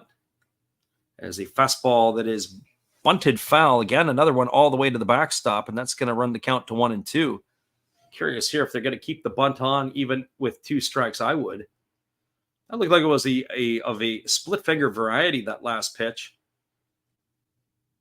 Made it difficult for the bunter to be able to bunt, as that ball had some depth to it. Our friend the hobbyist is in the house. He says, Ohio gozaimasu. And Ohio gozaimasu to you as well. That is good morning and welcome to the show. So here comes the 1-2 pitch as Kawase waits on the offering from Yamamoto, who kicks and fires. It is a bunt, and he does get it down. It's back to Yamamoto. They go to second for 1, back to first, and it's going to be a double play. Oh, Kawase. Oh, that is the Hawks right now in a nutshell. He is bunting it right back to the pitcher into a double play. That's going to go as a 1-6-3 double play here. And it doesn't look like they're going to challenge this at all. It looked like it was a close play at first base. And that is yet another double play in the books. Yet this is the first one for the Buffaloes tonight.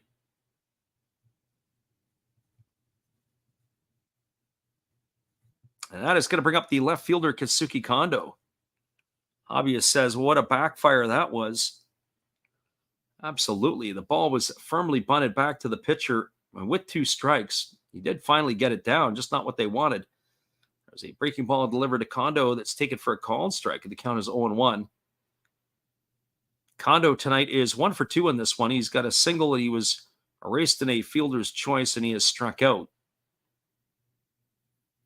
So here comes the offering from Yamamoto. It's a breaking ball that drops in for a called strike, and the count now goes to 0-2.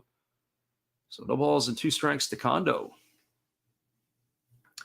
1 run, 3 hits, 1 error for the Hawks in this one. No runs, 3 hits, and 1 error for the Buffaloes. It's been a pitcher's duel here as we are in the 6th inning. 80 pitches now already for Yamamoto. Oh, he rocks into the windup. Here comes the 0-2 pitch. He kicks and fires. It's a fastball swung on. It is grounded through the 6 hole into left field. It's a carbon copy of Kondo's first hit of the ball game. Back in the 1st inning, he's aboard with a single, and that is going to bring up the designated hitter, Yuki Yanagita.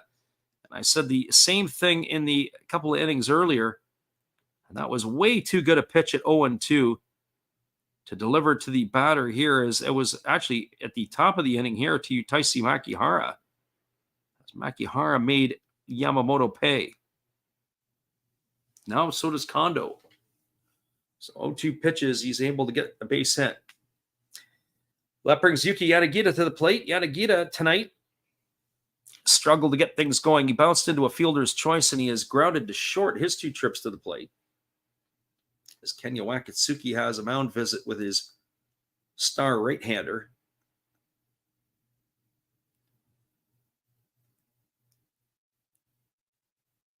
So Yamamoto ready to go back to work. He's got the dangerous Yuki Yanagita at the plate. Have to pitch this fella delicately. Here comes the first offering to Yanagita. And a pitch is on the way. It is a split figure pitch, swung on and missed.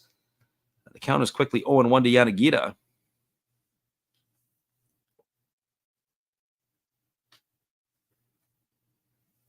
We'll keep you up to date on all the scores from out of town, as well as we mentioned we are going to be doing the game tomorrow, and we will get that one prepared for you by mid-afternoon. Here comes the 0-1 pitch. It's a fastball that misses upstairs. The count now is 1-1 on Yanagita. 5-0 now for the Bay Stars in the top of the 6th inning over the Dragons. 2-1 now for the Giants. They have taken the lead for the first time at the Cochin. That is in the top of the 5th over the Tigers. 2-1, the Swallows have the lead as the Carp are on the board. That is in the bottom of the 4th inning. There's a fastball swung on and fouled straight back. And that is going to run the count now to 1-2 on Yanagita. I'll have to look at that one again. It was fouled straight back. It hit the glove, and then it hit the mask of the catcher, and he ended up on his backside. Akatsuki wasn't sure where that one went. 2-1 for the Eagles over the Fighters. That's in the top of the 6th inning, and 2-0 for the Lions over the Marines. That's in the bottom of the 5th. Of course, in the top of the 6th here, it's 1-0 for the Hawks. Here comes the 1-2 pitch. Yamamoto delivers a fastball that just misses inside. The count goes to 2-2. Oh, I'm not so sure about that. Not getting any home cooking here on that call.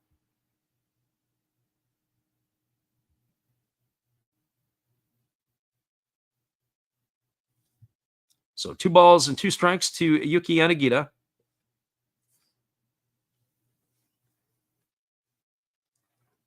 Right-hander Yamamoto working to the set position. He checks the runner Kondo at first, and now here comes the pitch. It is a fastball swung on. It is chopped back to the pitcher. He lost his glove as he jumped up to get it, and then he fielded it with his bare-handed Yamamoto, and he threw to first base. Oh, you don't see that every day. And that is going to retire Yanagita on a ground out on a 1-3 for the 3rd out of the inning. Well, there was no runs in the inning. There was a hit, and that was by Kondo. There was no errors, and there was 1 runner stranded aboard. We're moving to the bottom of the 6th inning. Your score is the Hawks 1 and the Buffaloes no score. Stick around, everybody. We'll be back in just a few with all the action right after this. Glad you guys could make it in here with us tonight. Here is our friend Steve Rademacher. It's a little bit of a garbage pail action. Hey guys, Steve come back at you again. Steve Rademacher, that is. And during this intermission, let's open up a package of Garbage Pail Kids Series 4 Chrome, shall we? See what we get, then we'll come right back to the game with Freddie. Oh, very nice. I got a ruptured Rupert. Very nice. We have a Jules Brooks to go right along with everyone's favorite, Def Jeff. Sorry about the glare, but that's what Chrome do. We did get a Mosquito. You know, that's Wisconsin State bird right there. And the cracked ice is a Pinned Penny. Gotta love Garbage Pail Kids. Gotta love Freddy. Gotta love baseball. See you next time. Much appreciated there, Steve, and we appreciate the support you give to our channel. That is Steve Rademacher. Be sure after the game to go check him out. 86 pitches through 6 innings for Yamamoto. It looks like he is going to be coming back in for inning number 7. One would anticipate he is going to be a workhorse for sure for the Buffaloes, and he is going to be having to try to keep this one in check. It is going to be Kohei Arihara who returns to the hill here. He has struck out the last 4. He's retired the last 4 via the strikeout. He has in this one here. Our friend, the hobbyist, says Def Jeff is his neighbor. Here comes the first offering. It is a breaking ball delivered to Tomoya Noguchi for a called strike. The count is 0-1. 60 pitches through the first 5 innings for the right-hander Arihara, so much more economical than his counterpart. Here's the 0-1. It's a fastball that is swung on and missed. Now the count goes to 0-2 on Tomoya Noguchi. Noguchi 0 for 1 tonight. He's grounded into a double play his first time up. So Arihara ready to go again. Here comes the 0-2 pitch. And here's the offering. It is a breaking ball swung on a grounder right back to the pitcher. Fielded neatly by Arihara. He flips on the run to first base, so that's going to retire Noguchi on a ground out 1-3. So 1 up and 1 away, and that'll bring up the catcher, Kenya Wakatsuki. Well, for Wakatsuki, he is 0 for 1 tonight. He has struck out his only time up as he faces the right-hander Arihara for just the second time tonight.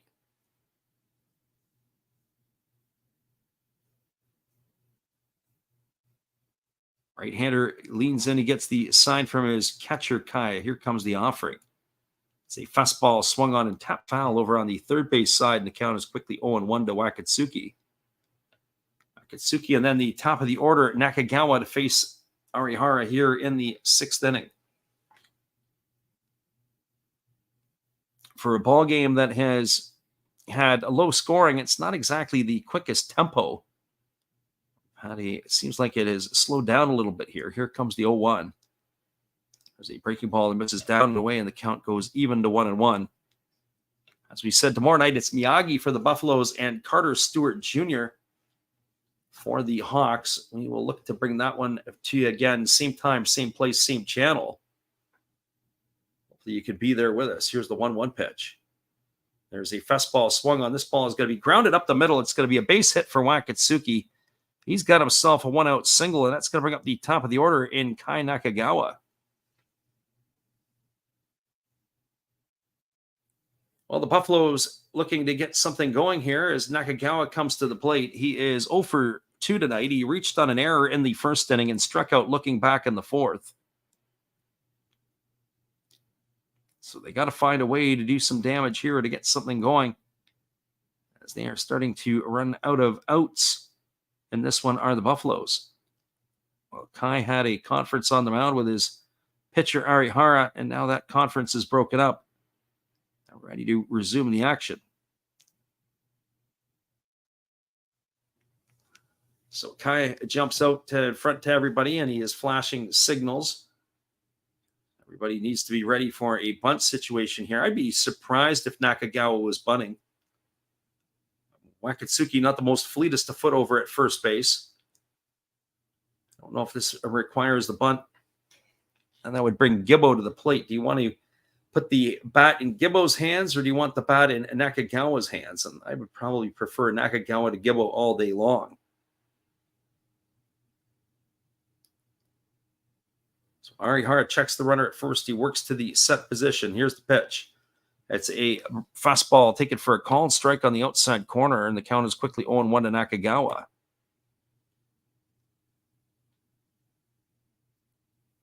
By the looks of it, it's going to be easy pickings to get tickets in Orix for the Buffaloes. When I am in Osaka, the first series that's actually going to be there is going to be the Giants and the Carp, which is a bit strange. That's who's going to play there when I am in that area, and that pitch just misses down, and the count is 1-1. So a neutral site game. The Carp, of course, are to the west of Osaka, being that they play in Hiroshima. Of course, the Giants are to the east, so I don't know whose home game it is, actually. I'm sure that'll be a tougher ticket than the Buffaloes. Here comes the 1-1.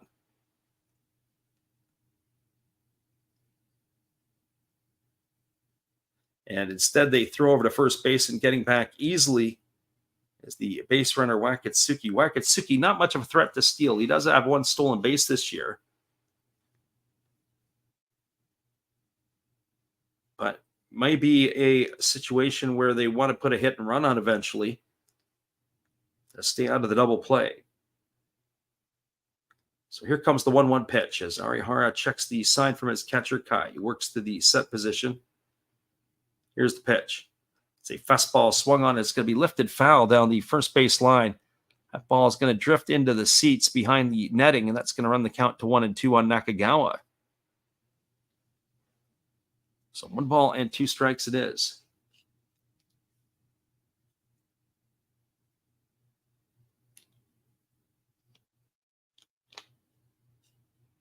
When they pan the crowd over on the first base side, there's a pretty healthy crowd.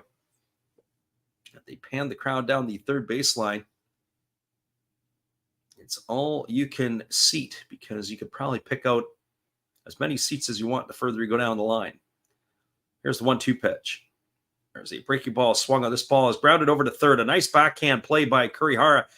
Throw to second for one. Back to first, and the throw gets away from the first baseman, Nakamura. Yet another play, but it's not going to be ruled as an error. It's going to be a fielder's choice. It's going to erase Wakatsuki 5-4. He'll be gone for the second out. And Nakagawa is going to be safe at first. The throw did not leave the playing surface. As we look at it again, not a very good throw at all by the second baseman, Masaki Momori. So that is 2 gone, and that's going to bring up Sho Gibbo to the plate. Our friend Dinger in the house tonight. He says, thanks for making the call. We appreciate you, Dinger, for being in here with us. Hopefully you can enjoy this one as well. As we said, we'll be back on the airwaves again tomorrow. So hopefully you can listen in with us as well again. Same 2 teams. Get another look at Carter Stewart, as that'll be a matchup of the one that we saw a couple of weeks ago, as Miyagi will face him as well. So it looks like we have a pinch hitter here for Gibbo. It's T. Okada at the plate. And the first pitch to Okada is a breaking ball that misses outside for ball 1, and the count is 1-0. So already going to the pinch hitters. So Okada on to pinch hit here for Gibbo. Dinger says he assumes Osuna won't be available tonight after going the last 2 days. Sometimes that's the case.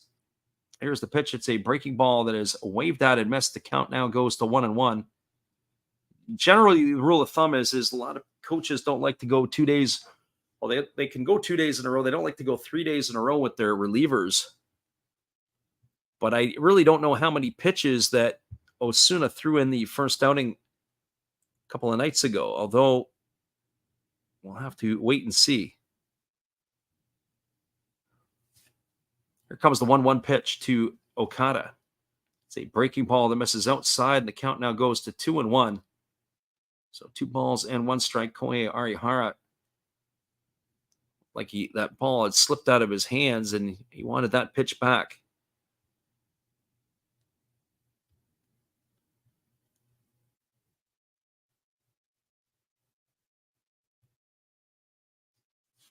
So 2 balls and 1 strike.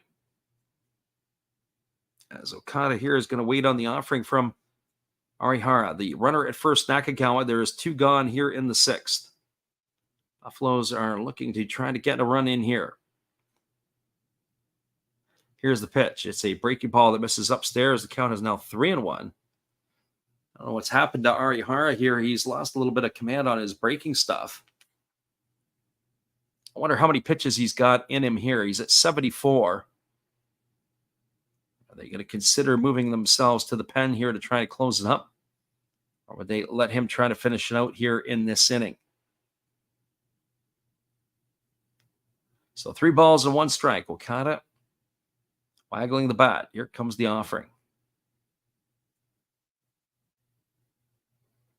And the pitch is on the way. It's a fastball that misses inside. That's going to be ball 4. I wouldn't be surprised if we're going to get a visit to the mound here. There's all happening now with 2 outs. Got runners at first and second. It's going to be Kentaro Kobayashi to the plate. Here comes the pitching coach, just as we would suspect. So Kobayashi strides to the plate, who's 1 for 2 tonight.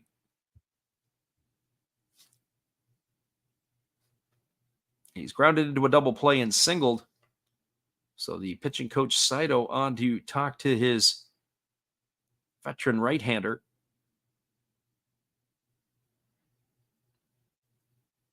The umpires are out on the mound looking to break up the conference.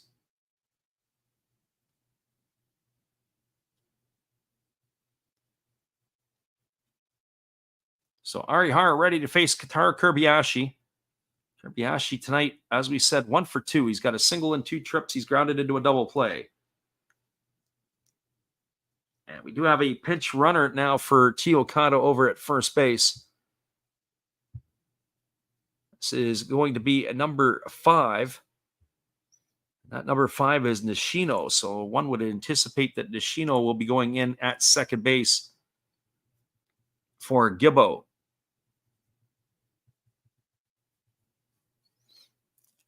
So here comes the first offering to the right-handed hitting Kobayashi. And the pitch is a split-figure pitch, swung on and missed. The count is quickly 0-1. Ball just fell right off the table.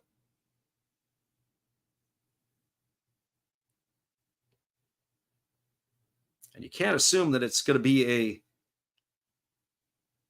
split-finger pitch. If it's the four-seam variety, you would have blown it right by him too. Here comes the 0-1.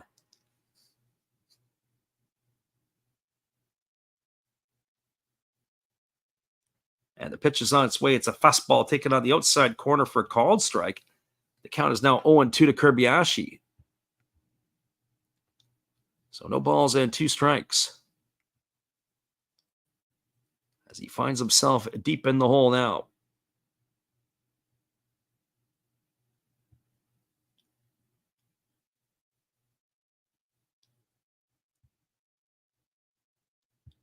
Here comes the 0-2. Runners at first and second with 2 gone. Arihara holding set. Here's the pitch. It's a fastball that misses down. They appeal over to the first base umpire, but they say Kobayashi didn't go. Runs the count to 1-2. Well, I'm not so sure about that one. We're going to get a look-see on this. Maybe the first base umpire did get it right. He didn't go all the way around. So 1 ball and 2 strikes it is.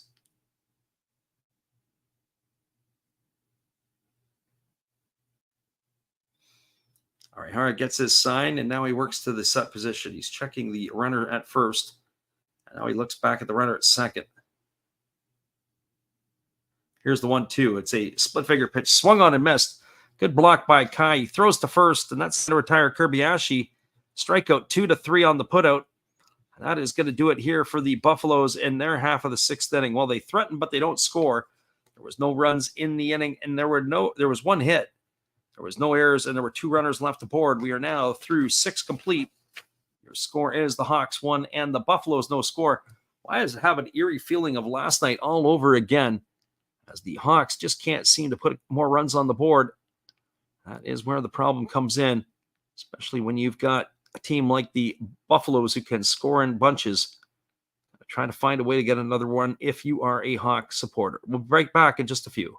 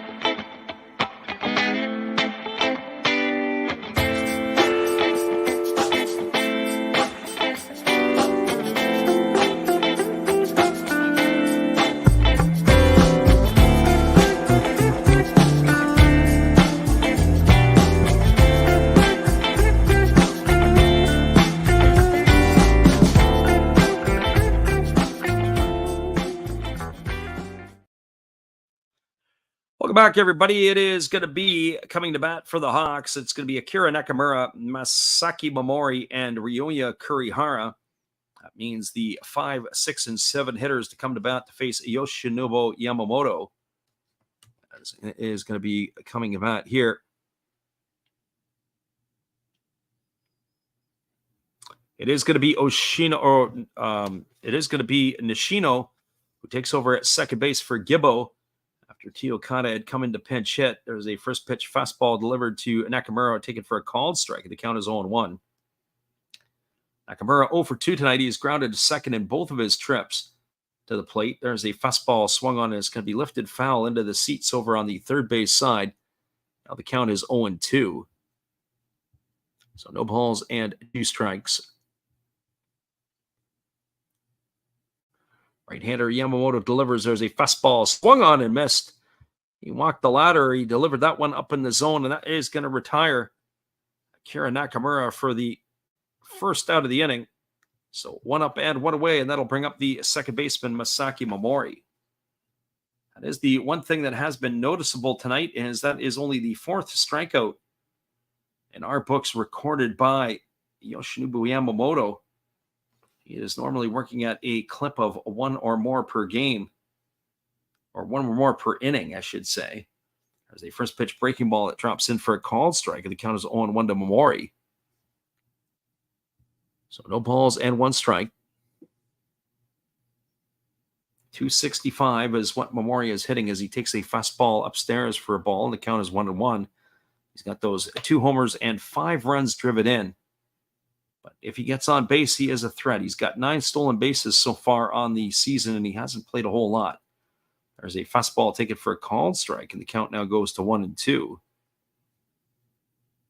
So 1 ball and 2 strikes. The last pitch was a fastball, but it was a split finger, and it was up in the zone. It was one that didn't have any bite to it. There's a fastball swung on it. It's tapped over to the first baseman, Tagu. He fields it. He steps on the bag, and that's going to retire Momori on a ground out to 3 for the second out of the inning, and that'll leave it all up to the third baseman, Ryoya Kurihara.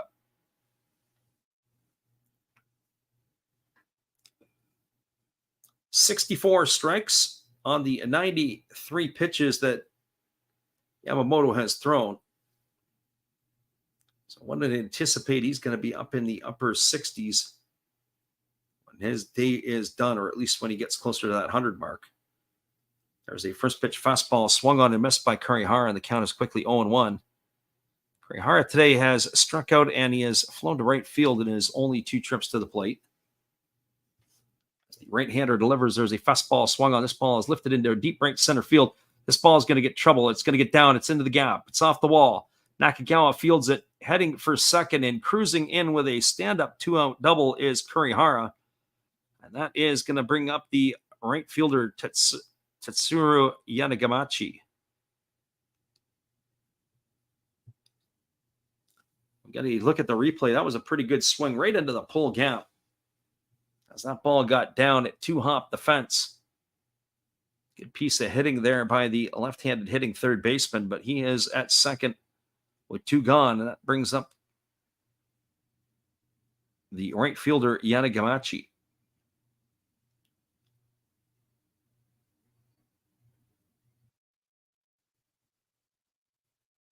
Well, for Yanagamachi tonight, he has been aboard twice. He's walked, and he has singled, and he scored the only run of the ball game.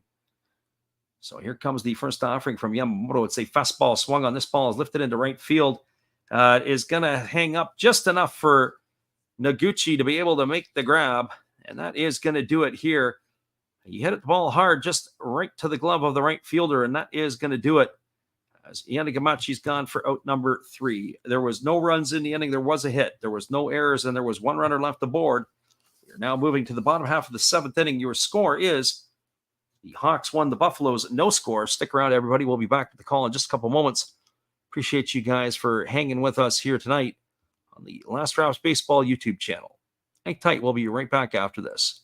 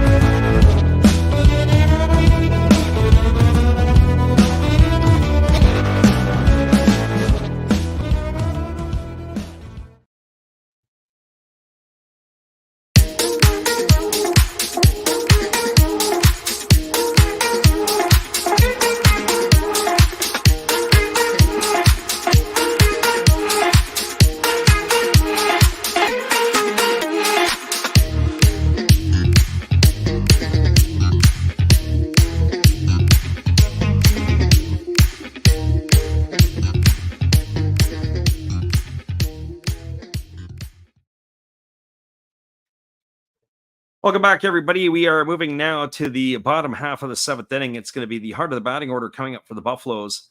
Leandro Cedeno, Yuma Tongu, and Yuma Mune to face the right-hander Kohei Arihara. 1-0 is the score as the Hawks had their only run in the third inning and have that 1-0 lead. It is Cedeno who is still swinging the hot bat.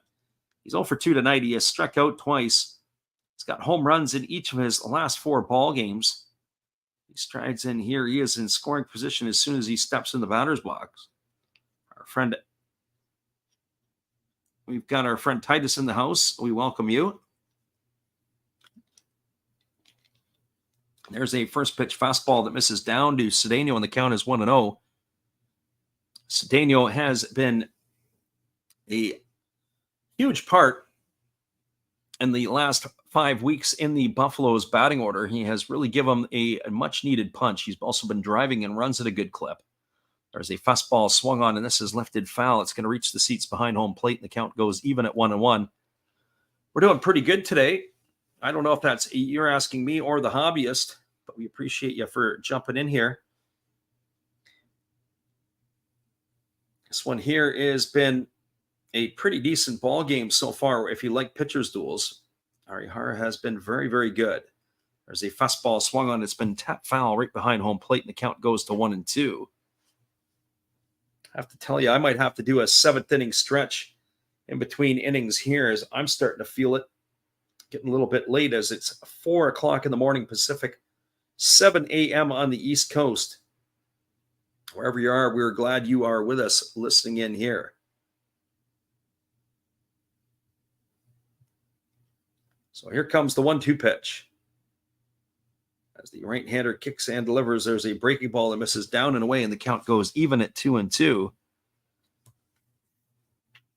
So I've got to get the toothpicks out and prop them up into the eyes. Keep those eyes open. Our friend the hobbyist is just getting his day going back east.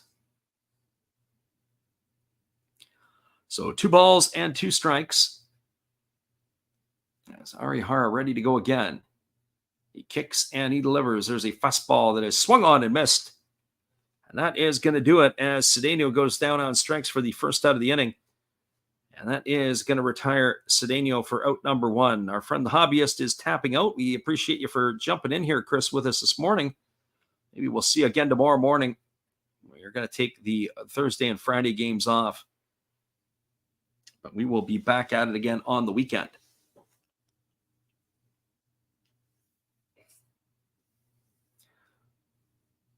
So that brings up Yuma Tongu to the plate. Tongu is 1 for 2 tonight. He has a single and 2 trips. And the first pitch to him is a breaking ball that drops in for a called strike, and the count is quickly 0-1. 85 pitches now for the right-hander Arihara. One would have to expect this is probably going to be his last inning of work. Here comes the 0-1. As he kicks and he fires, it's a breaking ball that misses down and away, and the count now goes even at 1-1. So 1 ball and 1 strike. The hobbyist says sayonara, and we saw one of those last night for sure. And maybe we'll see you again tomorrow. Here's the pitch. It's a fastball swung on and grounded foul over on the third base side. That was 1-2 to Yuma Tongu. Just looking at the game sheet to see if Levon Moinello is on it, and he is not. And the question came earlier, is Roberto Osuna? I know Zay asked the question, but Roberto Osuna is not on the game sheet as well today. As we said before, he's pitched the last 2 nights, so probably not available for today anyway. There's a breaking ball swung on and missed. And Tongu is down on strikes. So back-to-back strikeouts here by Arihara. Arihara really starting to put together the strikeouts here tonight. And by our count here, it looks like he's got 11 in the books now for the Fukuoka right-hander. That's going to leave it all up to the third baseman, Yuma Mune. Well, for Mune tonight, tough night at the office. He's grounded into a double play and struck out in his only 2 trips to the plate. So he bats here from the left side against the right-hander Arihara. Here comes the first offering. And the pitch is on its way. It's a fastball taken for a called strike, and the count is 0-1. So no balls and 1 strike to Mune.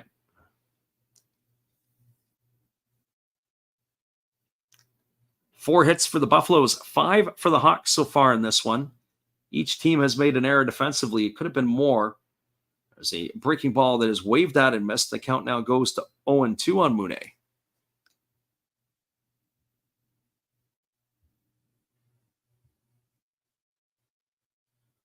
So no balls and 2 strikes. Arihara gets the sign from his catcher, Takuya Kai. He's ready to go. Here's the 0-2. And that pitch is a split finger pitch that misses down in the dirt. The count now goes to 1-2. A nice piece of disciplined hitting there by Mune.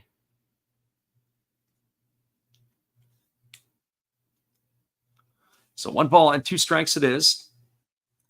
As the right-hander Arihara ready to go back at it. It's been a fantastic pitcher's duel if you like pitcher's duels. Here's the 1-2. As he kicks and delivers, it is a breaking ball that misses outside. The count now goes to 2-2. So 2 balls and 2 strikes to Yuma Mune.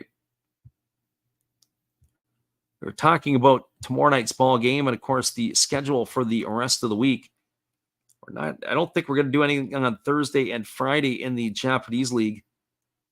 And then what we'll look to do is the weekend games. So Saturday, it's pointing towards the Fighters and the Buffaloes at Escon Field. There's a pitch that misses down to Mune. It's now 3-2. And if we decide to stay with that, we would probably do the same thing, as there'll be the Fighters and the Buffaloes on Saturday night North American time, but the Sunday game in Japan. And we are leaning toward that one. Here's the 3-2. It's a fastball swung on. It's belted foul down the right field line, but it's going to get into the seats. Keeps the count at 3-2 to Mune. So for our friend Zay, it means a couple of games that are going to feature the Kaido Nippon Ham Fighters for you. So 3 balls and 2 strikes to Mune. He's starting to battle a little bit here. It's going to be pitch number 7 of the at-bat.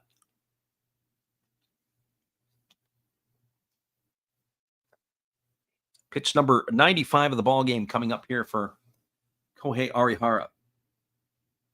Here's the pitch. And it's a breaking ball that misses down and in. And that's going to be ball 4. That is going to put Mune aboard with a walk. I have to go back and take a look. I'm pretty sure that's the first walk allowed here tonight. Well, actually, that's the second walk allowed by our count here, as he gets a visit from Nakamura. Ready to go back at it again. So if we're based on our books, it was a walk to Tiyokata and a walk here to Yuma Mune have been the only walks so far of the game for Arihara.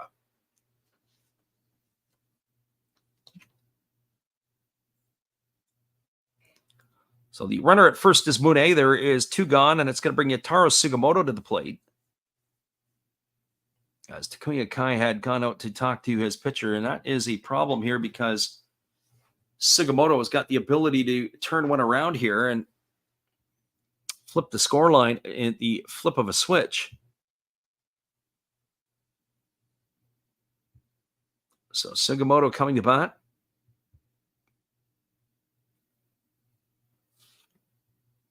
Crowd here is in good form. Maybe not as good as the Chiba fans last night. The Chiba fans were right into it to the final pitch, and they were rewarded big time on the walk-off or the sayonara home run by Kakanaka. We're not in a walk-off situation yet, but this could put the Buffaloes up into the lead, as here comes the first offering to Sugimoto. And that is a breaking ball that misses down for ball 1, and the count is 1-0. Sugimoto 1 for 2 tonight, has a single and 2 trips. He's also struck out.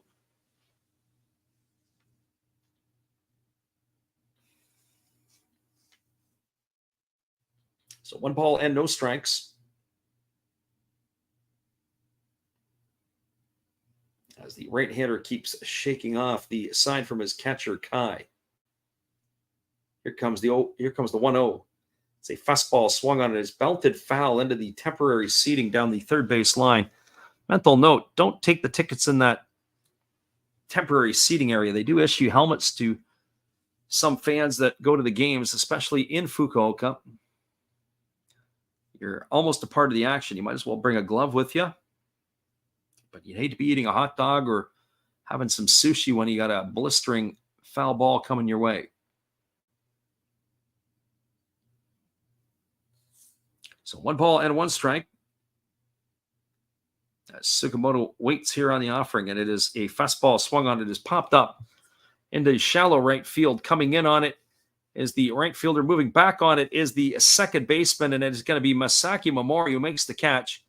Oh, Yuki Yanagita came in, or I should say Yanagamachi came in, and he had to avoid the contact, and that allowed the second baseman to make the catch, and that will do it here in the 7th inning for the Buffaloes. There was no runs, no hits, no errors, and there was a runner left aboard. We are now moving to the last half, or the top half of the 8th inning. It's going to be the Hawks coming to bat with your score 1-0. Hang tight, everybody. We'll be back in a bit. I got to go up and do my version of the 7th inning stretch. We'll be back in just a couple moments after this.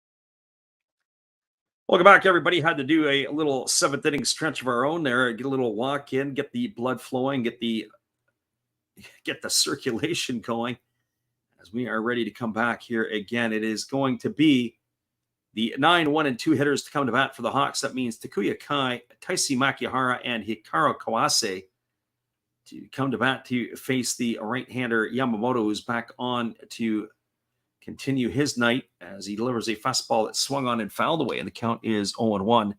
96 pitches through the 7 innings for Yamamoto as he begins the 8th inning of work. No balls and 1 strike to Kai. I have to say, it's probably a situation here where they don't have the big-time back end of the bullpen for the Hawks, so it could be interesting to see how they're going to manage this. There's a fastball swung on, grounded to third, fielded by Mune, throws to first, and that is going to retire Kai on a ground out 5-3. But they do have the lead to the Hawks, but never did it look so unsafe as it does here tonight, like it did last night when Kakanaka put that 2-run shot into the seats. So 1 gone, and that is going to bring up the top of the order to Taisi Makihara. He is 1 for 3 tonight. He has a single in 3 trips. He's also grounded out twice.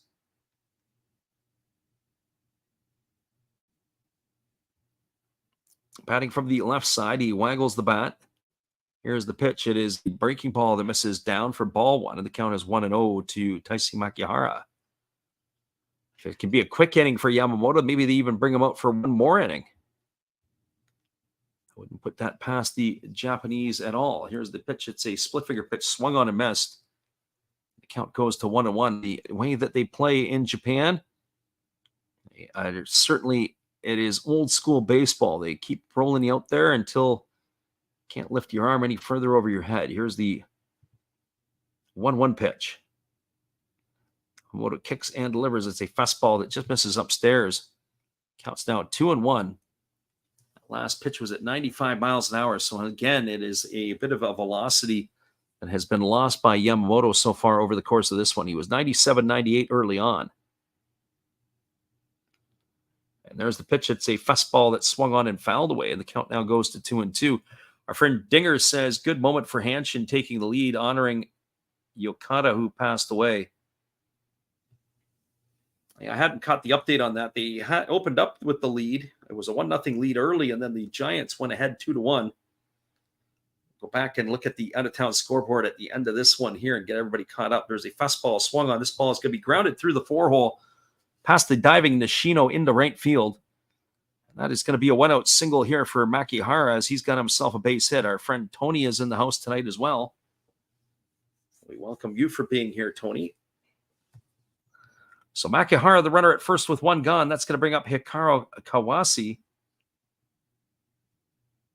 He is the shortstop in this one. He has grounded into a double play, or I should say bunted into a double play. He's grounded to first, and he has struck out his 3 times to the plate. I'll make sure we'll do a double take, and that's exactly who was batting. I was wondering if they were going to get Kenta Imamiya into the ball game here.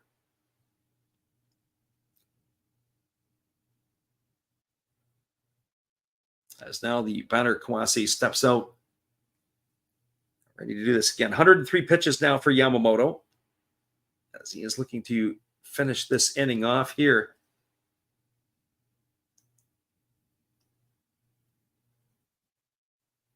So here comes the first offering to Kawase. As he squares to bunt, he gets it down. This time it's fielded by Yamamoto. It's a good one. He throws to first, and they're going to get him out barely at first base, but he does get the job done. That's going to be a sacrifice, 1-4. He's going to be gone for the second out of the inning. It does advance Makihara into scoring position. And that is going to bring up Kensuke Kondo to the plate with an opportunity to try to add some insurance here for the Hawks. Well, Kawase did now what he couldn't do the last time up, and that is get the runner over to second base. And now we have a conference on the mound as the Buffaloes are talking it over. Our friend B. Baller in the house tonight. We welcome you. Thanks for popping in here. He says, what's going on with the Fighters? Well, as we take a quick peek in and look over what's happening in that one there, they were trailing 2-1 to the Golden Eagles, and that's exactly where it still stands. That's in the top of the 8th inning. The Fighters are batting in that one. This one here, it's a 1-0 lead for the Hawks over the Buffaloes. And Kensuke Kondo, who's got 2 hits tonight and 3 trips to the plate, is kind of up here to face Yamamoto for the 4th time.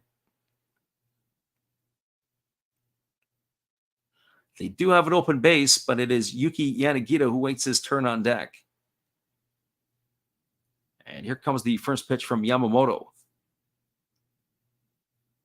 As he kicks and delivers, it's a fastball that misses down and in for a ball, and the count is 1-0. So 1 ball and no strikes.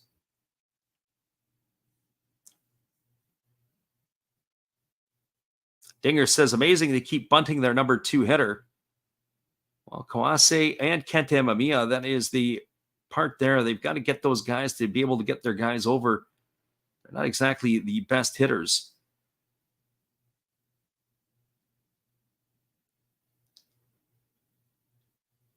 So that answers the question. If it's the bottom of the 8th now, that means the Fighters aren't batting anymore. There's a fastball that just misses off the outside corner.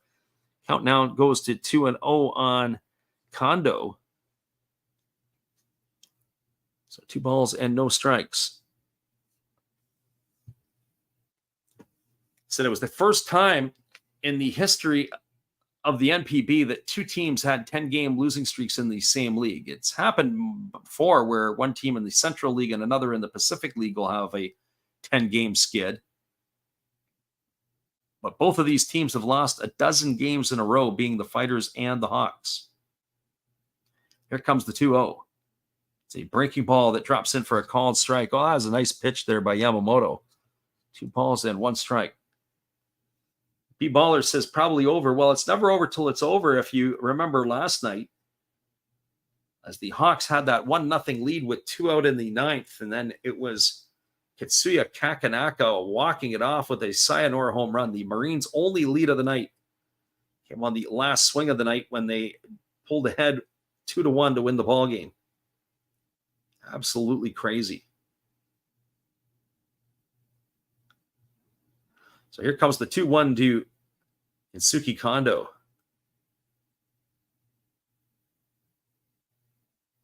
And the pitch on away, it's a fastball swung on, and it's lifted foul down the third base line, but it's going to drift into the seats. That's going to run the count to 2-2.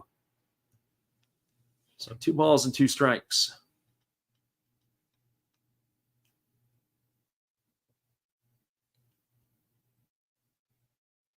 It's going to send the base runner all the way back to second in Makihara. It's going to be interesting here how they play it. They have the outfielders are in shallow because they've got to try to be able to throw a runner out at the plate. Deep fly ball here, or a ball that's going to be driven here, will score a run, and it can potentially put Kondo all the way around to third base. So here comes the 2-2.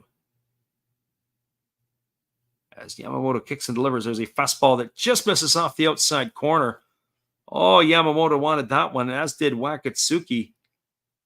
But as we get a look on the replay, that ball just had a little bit of arm side run.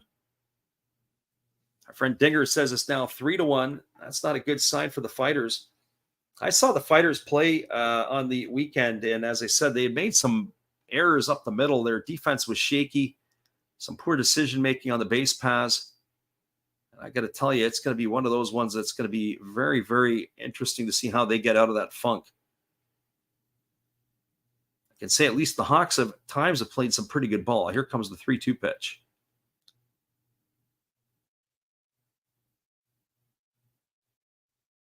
And here's the pitch. It is a fastball that misses down and away to Kondo, and that's going to be ball 4. And that is going to do it.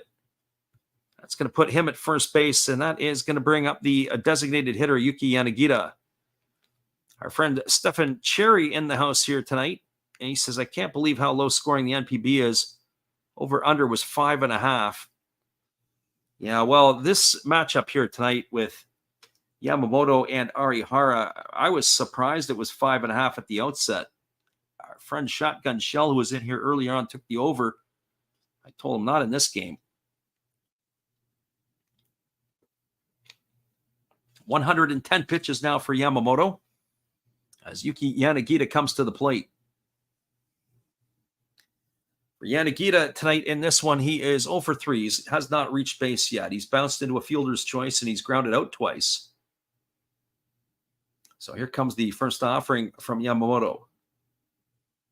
The pitch is on the way. It's a fastball swung on. This ball is hit down the left field line. It's going to be extra bases. That's going to score a run. And it might get 2. Makihara is in to score. Here comes Kondo, and the throw to the plate is not in time. And that is going to be a bases clearing double for Yuki Yanagita as he goes the other way. Makihara scores. Kondo scores. It's now a 3-0 lead.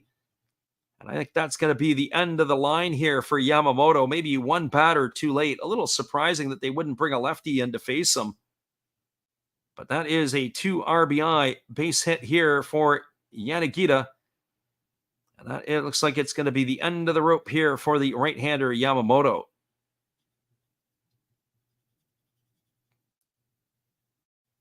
That ball was absolutely scorched. And as I mentioned before, they had to play the outfield in shallow because if it was a base hit, they needed to make a throw to the plate. And if they make the throw to the plate, that would have been an opportunity to potentially throw out the runner. Well, with the outfield in shallow, that ball was scorched down the left field line. Sugimoto had to race out there to have to get it. They did hold Yanagita to double, but that cleared everybody, including the runner at first base, which was Kondo, who came all the way around to score. We do have a pitching change, everybody. We're going to be right back in just a couple of moments. Maybe that 5.5 might be in jeopardy now. We'll be right back here in just a couple of moments, everybody. We'll get you that pitching change and let you know what's up here when we get back in just a few. Hello, everybody. Steve Rodmacher coming back at you again. And during this pitching change, for a change of pace, let's open some baseball cards. We'll get through these quickly. 2023 Topps Big League. We have rookie card of Tyler Freeman to go along with a Matt Chapman. And why not a Jake Cronenworth? Shoot 'em, Jake! We do have a rookie card of Brett Beatty. That's pretty cool. To go along with the uncommon Carlos Correa. Pretty common to me, but what do I know? Trey Mancini to go along with a rookie of Kodai Senga. Freddie, tell them about Kodai. And one of my favorites, Devin Williams of my Milwaukee Brewers. All right, looks like the pitcher's coming in. Freddie, you can take over now.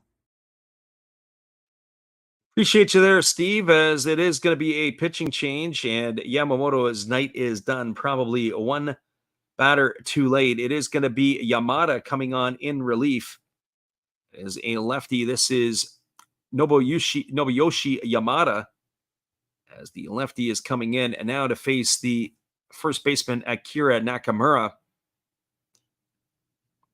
Making his 15th appearance of the year is Yamada. He has worked 15 innings. He's allowed 12 hits.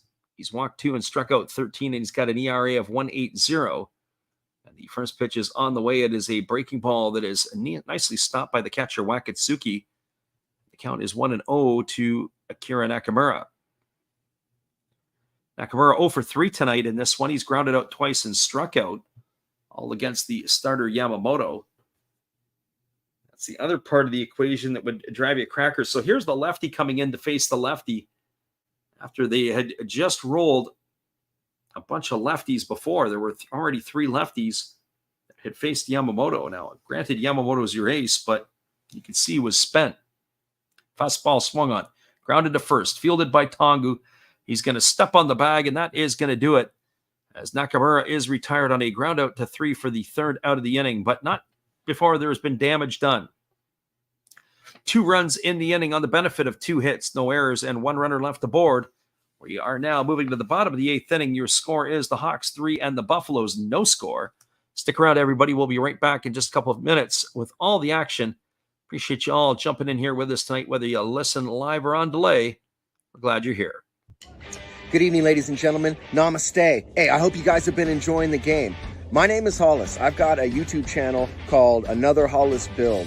I love baseball cards. I open up brand new product for you guys. I open up old stuff. I do breaks. I do auctions. All kinds of stuff concerning baseball. I'm Friars faithful, Padres to the end. I also love Garbage Pail Kids and my animals. I have a ton of animals. It's like a mini petting zoo here around my house.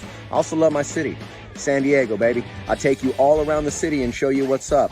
If you guys dig stuff like that, cruise on over and check it out. It's Another Hollis Build. If you dig it, subscribe. I'd really appreciate to have more follow me along on the journey. Hey, either way, you guys have a wonderful day or a beautiful, beautiful evening. No matter which one it is, make sure that you make it great, my friends. Big up Last Raps Baseball. Yeah, Freddie, let's go. One love and peace. Yeah, man.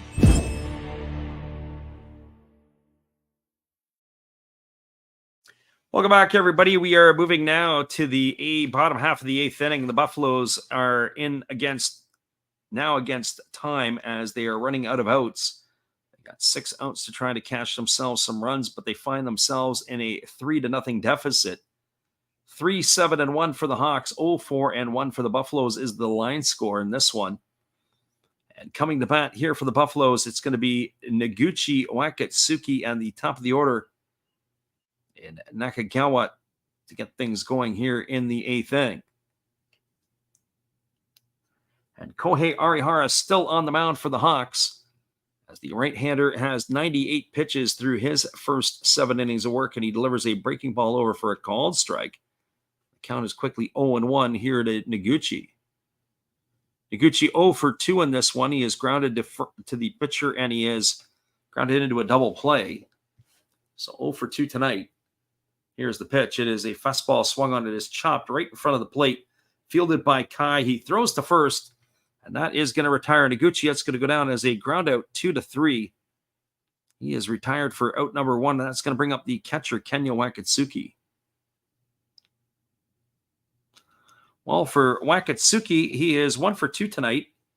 He's got a single and 2 trips. He's also struck out way back in the 3rd inning.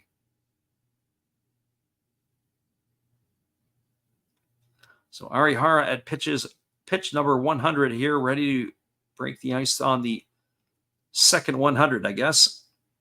I don't think he's going to see that, that's for sure. Here's the first offering. It's a fastball swung on. It is grounded past the diving second baseman. Nishino into center field, or check that, Masaki Momori into center field. That's going to be a 1-out hit here for Wakatsuki. That's his second of the ball game. That'll bring up the top of the order in Kai Nakagawa.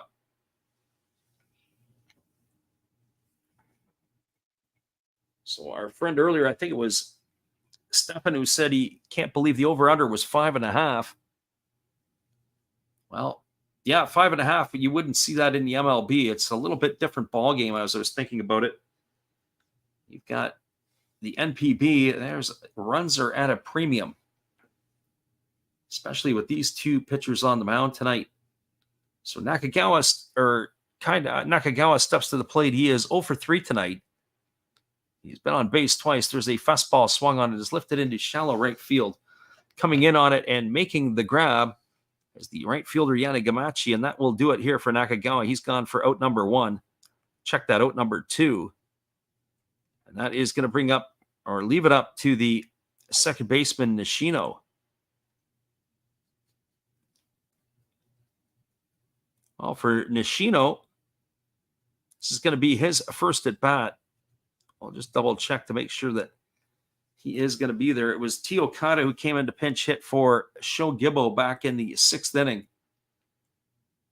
That is exactly who we have here. It is Nishino batting here for the first time tonight. 32-year-old waiting here on the offering from Arihara.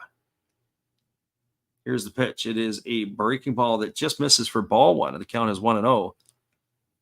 Batting 164 on the season with no homers and 2 RBIs. Nishino not exactly the biggest threat at the plate. But this is why they play these games. He's got to try to find himself on base here. And here's the pitch. It is a fastball swung on. This ball is lifted into straightaway center field. Moving over to his right and making the catch is Taisi Makihara. And that is going to do it here, as that will retire Nishino for the 3rd out of the inning in the 8th. No runs in the inning. There was a hit. There was no errors, and there was 1 runner left aboard. We are now moving to the top of the 9th inning. Your score is the Hawks 3 and the Buffaloes no score.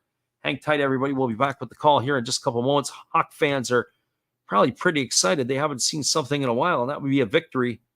And it is one of those nights for the Hawks. Should have been done last night a lot sooner. We'll be right back here in just a few.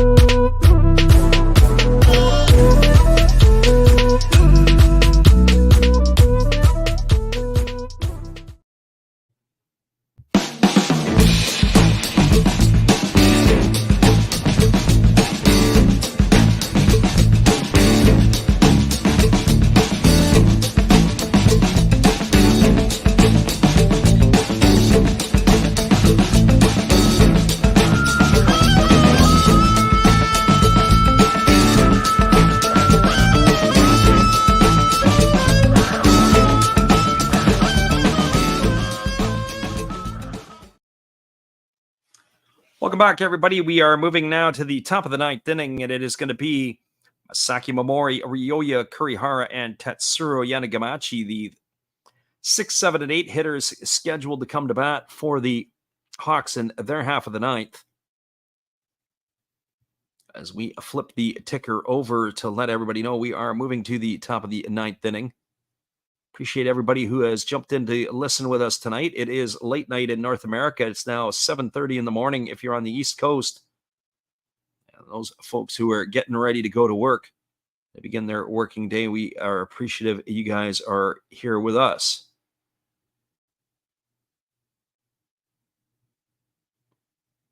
Well, we're ready to get this one back underway.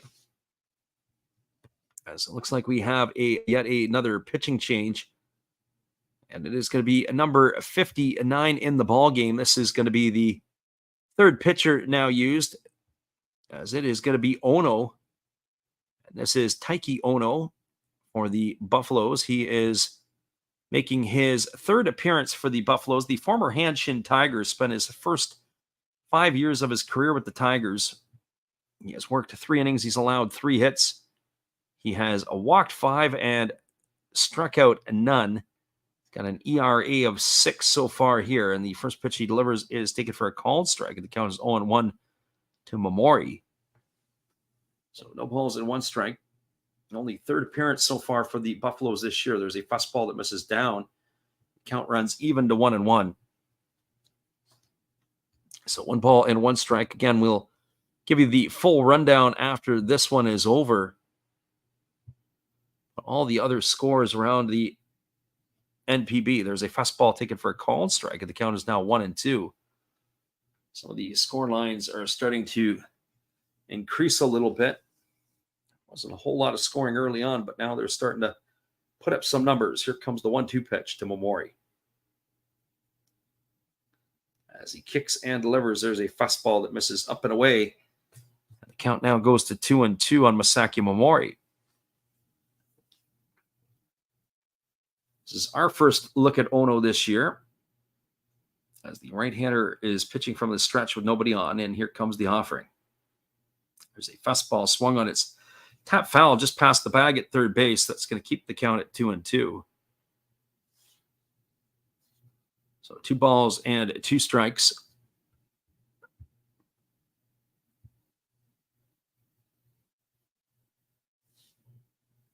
Right-hander against the left-hander. Ono working to the set. Now time is called by the home plate umpire as the batter, Kurihara, steps out. And now we're ready to do it again. Here comes the offering. As the pitch is on the way, it's a fastball that almost hits the hitter. It's going to run the count to 3-2 now. So this has been the story of Ono's season. He has walked too many batters. As now it is a 3-2 pitch that is ready to come here to Masaki Momori. Here's the pitch. And that is a fastball that misses down and in. It's going to be ball 4. As that is going to put Momori aboard with a leadoff walk here in the 9th inning. That'll bring up Ryoya Kurihara. Well, one would have to think this is a bunt situation. I don't know if Kurihara is the type to bunt, or at least if they would be inclined to give him the bunt. But one would have to think they're going to have to manufacture just one more run here. Kurihara tonight is 1 for 3. He's got a double in 3 trips. He's also flown to right and struck out. As he's waiting here on the offering from the righty Ono. There's a fastball swung on it. It's going to be grounded through the 4-hole into right field. Coming up throwing is Noguchi, and their runner is going to hold at second base, as Momori is just going to play station-to-station baseball. Kurihara had no signs of bunting. He's got himself a base hit single, and that is going to bring up the right fielder Tetsuro Yadagamachi.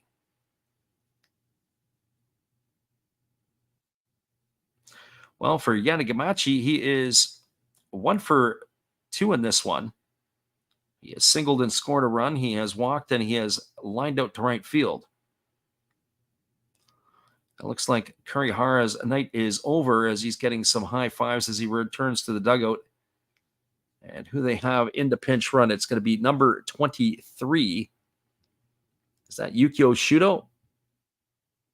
Double check on that one there for you. It is Yukio Shudo in the pinch run. So speed on the base pass for the Hawks. Here comes the first pitch. They squared a bunt, and it's bunted, and it's a foul ball as it's come up and hit Yanagamachi. So no balls and 1 strike. The Hawk fans are sensing victory here, but they want to be able to put a couple more runs on the board, I would think, before they start to feel comfortable. The Buffaloes have sure given you the right-hander in which to do it, as Ono is struggling with his command. And here's the pitch. It is a fastball that misses down. The count goes even to 1-1 on Yanagamachi.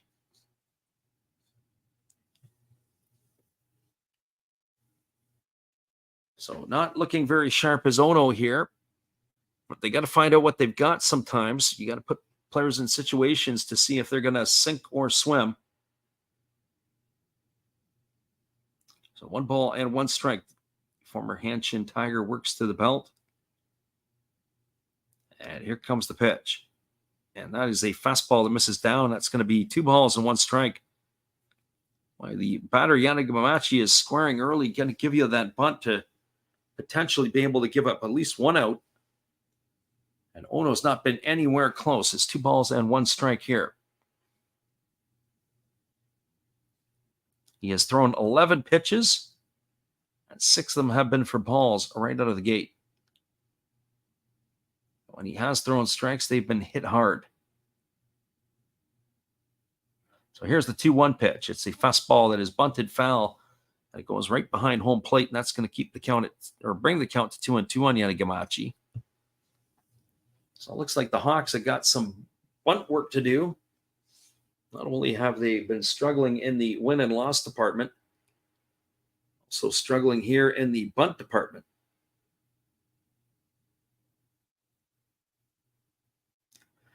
So here comes the 2-2 pitch. It's Yanagamachi waiting here on the offering from the right-hander Ono.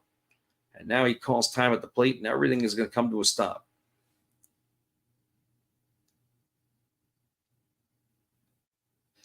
So 2 balls and 2 strikes. The runner at second is Momori. Runner at first is the pinch runner Shudo. It's more than likely he will stay in the game. Here's the pitch. It is a fastball swung on. It is lifted into deep left field. Giving chase is Sugimoto. It's over his head and it's off the wall. That's going to get 1 run in, and it may get 2. Rounding third and heading home. Here's the throw to the plate, and it is not in time as Yukio Shudo is going to score all the way from first base. That is why he is there. Our friend Stefan Cherry says he can't believe how low scoring it is. Well, maybe Shotgun Shell's onto something here, as he's going to have to get himself another half a point here for his over to come through. But it is going to be a 2-run double by Yanagamachi, as that's going to cash in both runners. As Momori has scored, as has Shudo. So we've got ourselves a 5-0 score line right now.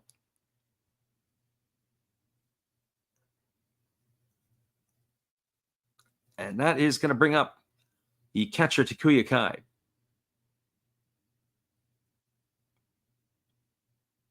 Well, certainly Ono here in this one has brought his gasoline can out and soaked the mound. If you're a Buffalo fan, you've probably jumped off our ship. But it's never over till it's over. 5-0 now here for the Hawks. And Kai squares the bunt. And he takes that one in the dirt as he pulls back. And that's going to be 1 ball and no strikes. Kai tonight is officially 0 for 2. And to answer the question of Shotgun Shell, the runner Yanagamachi is at second base here. He is in scoring position. So Takuya Kai not sacrificing, but looking to bunt for a base hit. Wouldn't be the worst thing if he pushed it down the first baseline, move the runner along. Here comes the 1-0 pitch. And the pitch is on the way. It's a fastball swung on and missed, and the count now goes to 2-0. Our friend Shotgun Shell in the house here looking for the over. He's looking like a profit here in this one. In 2 different ways. Profit as in winning money, and profit as in that he's going to get it right. But the over-under at the beginning of the game is 5.5. And you need another run here scored, so you get the over. There's another fastball that misses down. Kai again squared the bunt, but he pulled it back.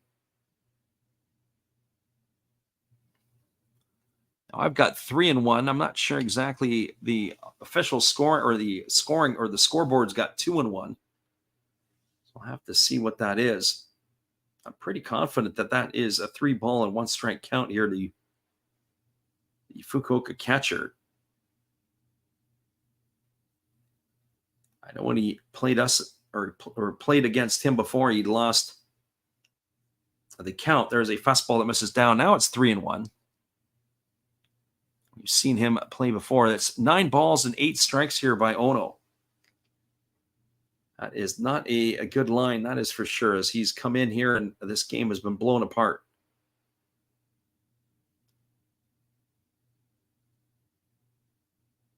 So here comes the 3-1 pitch as the right-hander works to the set. And again, squaring the bunt is Kai, but he pulls back. That's going to be ball 4 as he's going to get himself a walk. That's going to put runners at first and second with nobody out. It's going to bring the pitching coach out of the dugout on a full-on trot. I'll bring the top of the order in Taisi Makihara to the plate. And our friend Shotgun Shell looking to get himself another victory here. And it's a 5-0 lead for the Hawks. We talked about it earlier on at the beginning of the game. It was the 5.5 over-under. Shotgun Shell said, I said, this game looks like it has all the markings of an under, but you never know, especially when you get into the late part of the ball game. And that's exactly where we're at here, and they've got a chance to go over. If that is the case, our friend Shotgun is going to pick himself up a few more dollars. That's good for you. Feeling good about himself. So 5-0 here for the Hawks in the top of the 9th inning. They got runners at first and second, and there is nobody out. And the top of the order in Taisi Makihara stepping to the dish. So here comes the first offering from Ono, who kicks and delivers. There's a fastball swung on. This ball is lined into right field. It's going to be caught by Noguchi, and that's going to have to keep the runners at bay. Boy, he hit that ball right on the screws, but right to the glove of the right fielder. And Noguchi had to make a few steps into the gap area. Was able to pull that one in for the first out of the inning. So Makihara is gone. That's going to bring up the shortstop, Hikaru Kawase, or at least it's scheduled to bring him up. Let's see if he is coming or if they're going to go with Imamiya at some point. So if every ball that's been put in play has been stung hard here, here comes the first offering. It's a fastball taken for a called strike. Count is quickly 0-1 to Kawase. Looks like they're going to stay with him. Our friend Zay says the over is looking good with Ono on the mound. Yes, it is. The count goes even to 1-1. There, never a truer statement made there by our friend Zay. That is for sure.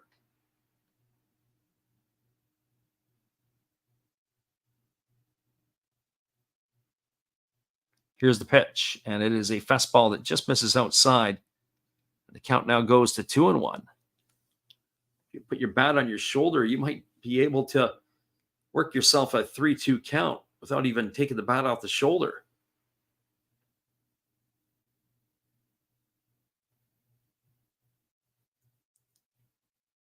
So here comes the offering now to the left-handed hitting Hikaru Kawase, and he takes a fastball on the outside corner for a called strike. The count is now 2-2.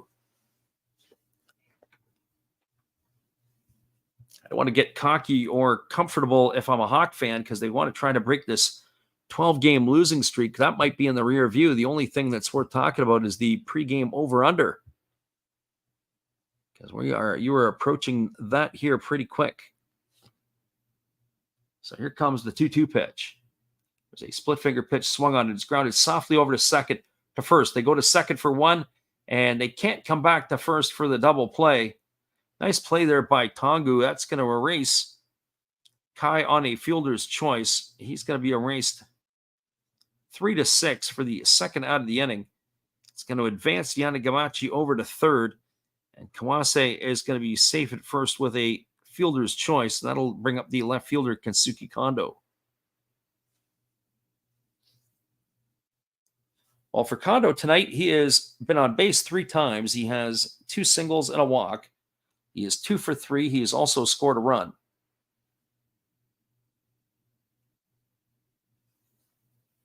And check that. It's not going to be Kondo coming up. It looks like it's going to be Tanagawara. That's interesting that they're bringing him up. Now, we're talking about the overs and the unders. You want Kondo coming to the plate here because he's your best guy. Yet you're up 5-0, and now you're bringing in Tanagawara? Oh, boy. All of a sudden, the opportunity to go over here on your bet has just taken a sideways turn with Tanagawara coming in. I can understand the defensive move, but the offensive move I'm not sure about. Here's the first pitch. It is a breaking ball that just misses down, and the count is 1-0 to Tanagawara.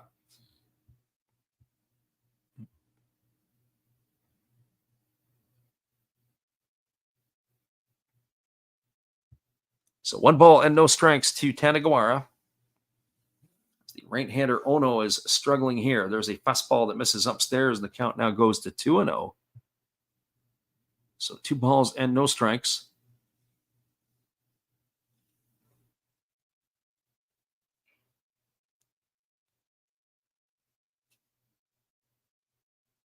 Right-hander against the left-hander. Ono works to the set. Here comes the pitch. It's a fastball that misses even more upstairs, and the count goes to 3-0.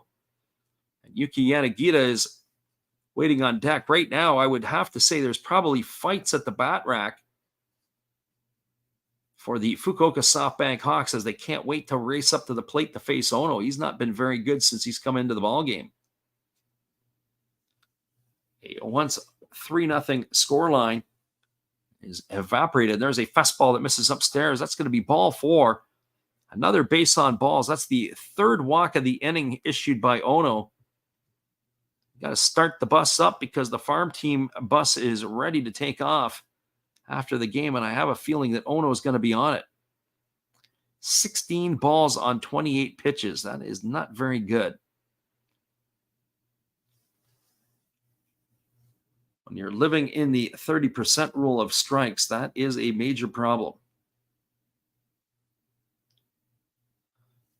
Well, the bases are full of Hawks. It's Yuki Yanagita at the plate.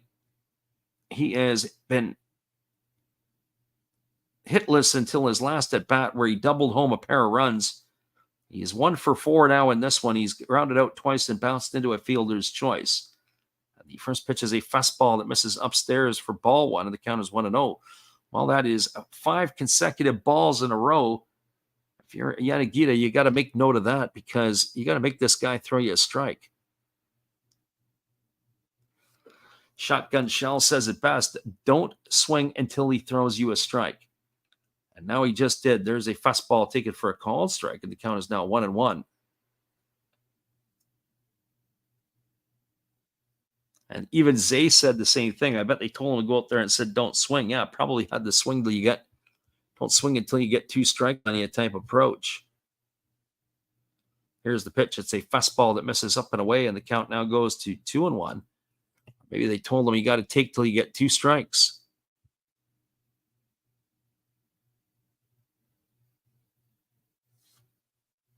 So 2 balls and 1 strike it is to Yanagita. Good hitters count shaping up here. And here's the pitch. It's a fastball swung on. It's grounded softly to second. Fielded neatly by the second baseman, Nishino, who throws to first. That's going to retire Yanagita. It's going to go in the books as a ground out 4-3 for the 3rd out of the inning. And the only thing that's hanging in the balance is this game going to go over? But it's going to need a run from the Buffaloes to do it. Well, the Hawks did their part here in the 9th inning. They had 2 runs in the inning on the benefit of only 1 hit. There was no errors, and there were 3 runners left aboard. We are now moving to the bottom half of the 9th inning. Your score is the Hawks 5, the Buffaloes no score. Stick around, everybody. We'll be back with the call. The the bottom of the ninth inning when we return in a little bit after this. Appreciate you guys for hanging here with us tonight. Here is our friend Steve Rademacher. Hello, guys. Thank you for joining Freddie here on his baseball game. And I'm Steve Rademacher, and my channel is really all about everybody, including all my international friends. We have such stuff as non-sport packs from Canada, the OP cheese. We have the Greek Freak. We have money from around the world. We have lira. We have yen. We have francs. We have pounds. We have Deutschmarks. We have all kinds of cool stuff like that. We even have some cooler things like Japanese women wrestlers and OPC baseball cards where I cannot read the back.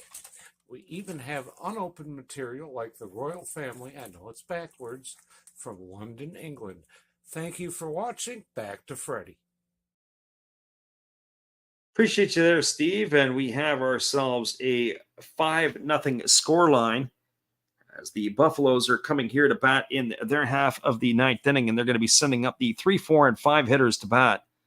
Kentaro Kirbiashi, Leandro Cedeno, and Yuma Tongu. So there is some pop in this part of the batting order as the first pitch is ready to come here to Kirbiashi, and it is a fastball that catches the outside corner for a called strike, and the count is 0-1. Kirbiashi tonight is 1 for 3. He's grounded into a double play. He has struck out and singled. There are all kinds of changes defensively for the Hawks. We'll have to catch up with those for you a little bit later. Here comes the 0-1. As there is a breaking ball that drops in for a called strike, and the count now is 0-2 to Kirbiashi. Just too many changes to have to let you know who's who and what is what.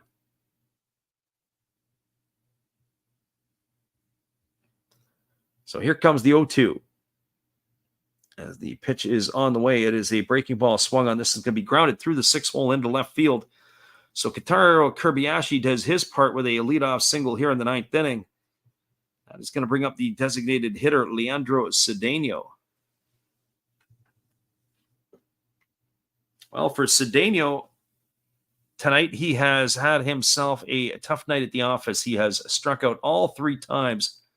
He has come to bat to face the right-hander Kohei Arihara.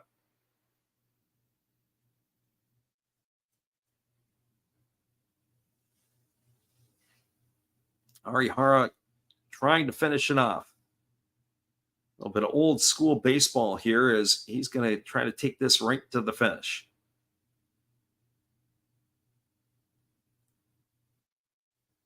So here comes the first offering. It's a breaking ball swung on. This ball is lifted down the right field line. Giving chase is Momori. He's going to make the grab in foul territory. And that is going to hold the runner Kirbiashi. And that is the first ball that Cedeno has put into play. It ends up being a pop out to the second baseman for out number 1. That's going to bring up the first baseman, Yuma Tongu. Well, for Tongu, he is 1 for 3 on this one. He's got a single in 3 trips. He's also struck out twice.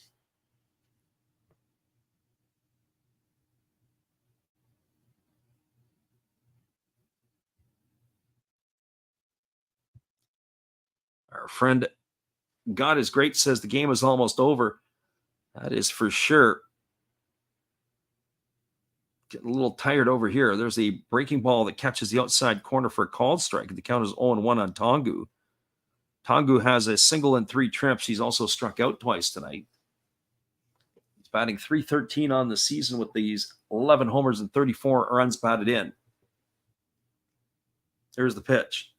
And it is a fastball swung on, and this is lifted into deep right field, but not deep enough in front of the warning track, and making the grab is Yanagamachi. And that is going to hold the runner at first base as Kirbiashi can't go anywhere. So Tongu is retired for the second out of the inning, and it's going to bring up Yuma Mune to the plate.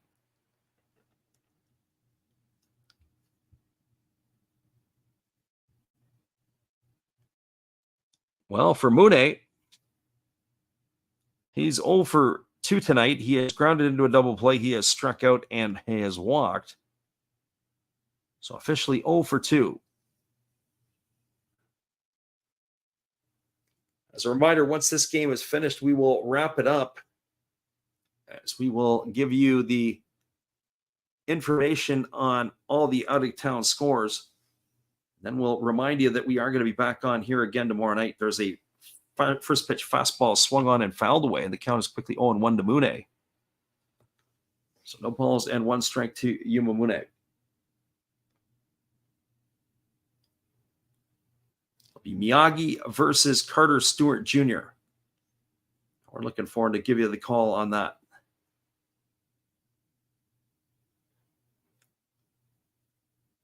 So here comes the 0-1 offering as the right-hander checks the sign from his catcher, Takuya Kai. As the pitch is on the way, it's a breaking ball that just misses, and the count now goes even at 1-1. So the Buffaloes are down to their final out. And for those of you who have the over, you might be sweating a little bit here because you need that other run. At least 5.5 was what it was before the game started. There's a fastball swung on. This is lifted down the left field line, giving chase and watching it sail into the temporary seats. As the left fielder, looks like that is Shudo. And that is going to run the count to 1-2 on Mune. As we said, there were wholesale changes in that inning. And of course, the changes for us. Looks like Tanagawara is in left and the third baseman. We don't know who it is, according to the game sheet. Somebody must be standing at third. That is for sure. It looks like it's Kawase who is now over there. Here comes the 1-2. It's a fastball that misses inside, and that's going to run the count to 2-2. Well, the Buffaloes are now down to their final strike here, as Yuma Mune is trying to keep it alive. If the Hawks win this one here, it'll be a huge relief for them.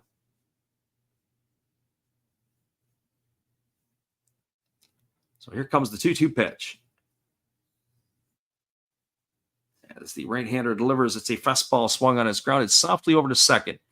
Fielded neatly by the second baseman, Mori, and that is it. The 12-game losing streak is now in the rear-view mirror, as that's going to go in the books as a ground-out 4-3 for the third out of the inning. And that will do it. There was no runs. There was a hit in the inning. There was no errors and 1 runner left aboard. Your final score is the Hawks 5 and the Buffaloes no score. Stick around, everybody. We'll come back and wrap this baby up, and we'll give you all the out-of-town scores in just a couple moments. We appreciate you guys for being here with us tonight. This is our friend Steve. Hang tight for a second. We'll be right back after this.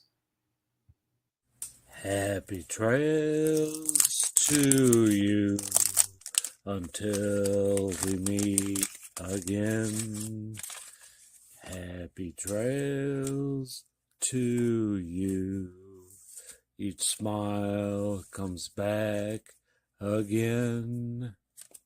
Who cares about the clouds when we're together? Just sing a song and think about sunny weather. Happy trails to you until we meet again.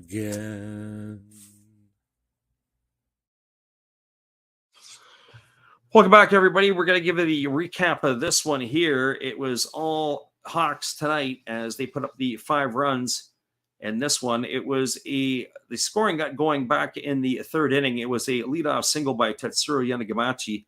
He advanced over to second on the error by the shortstop, Tara Kirbayashi.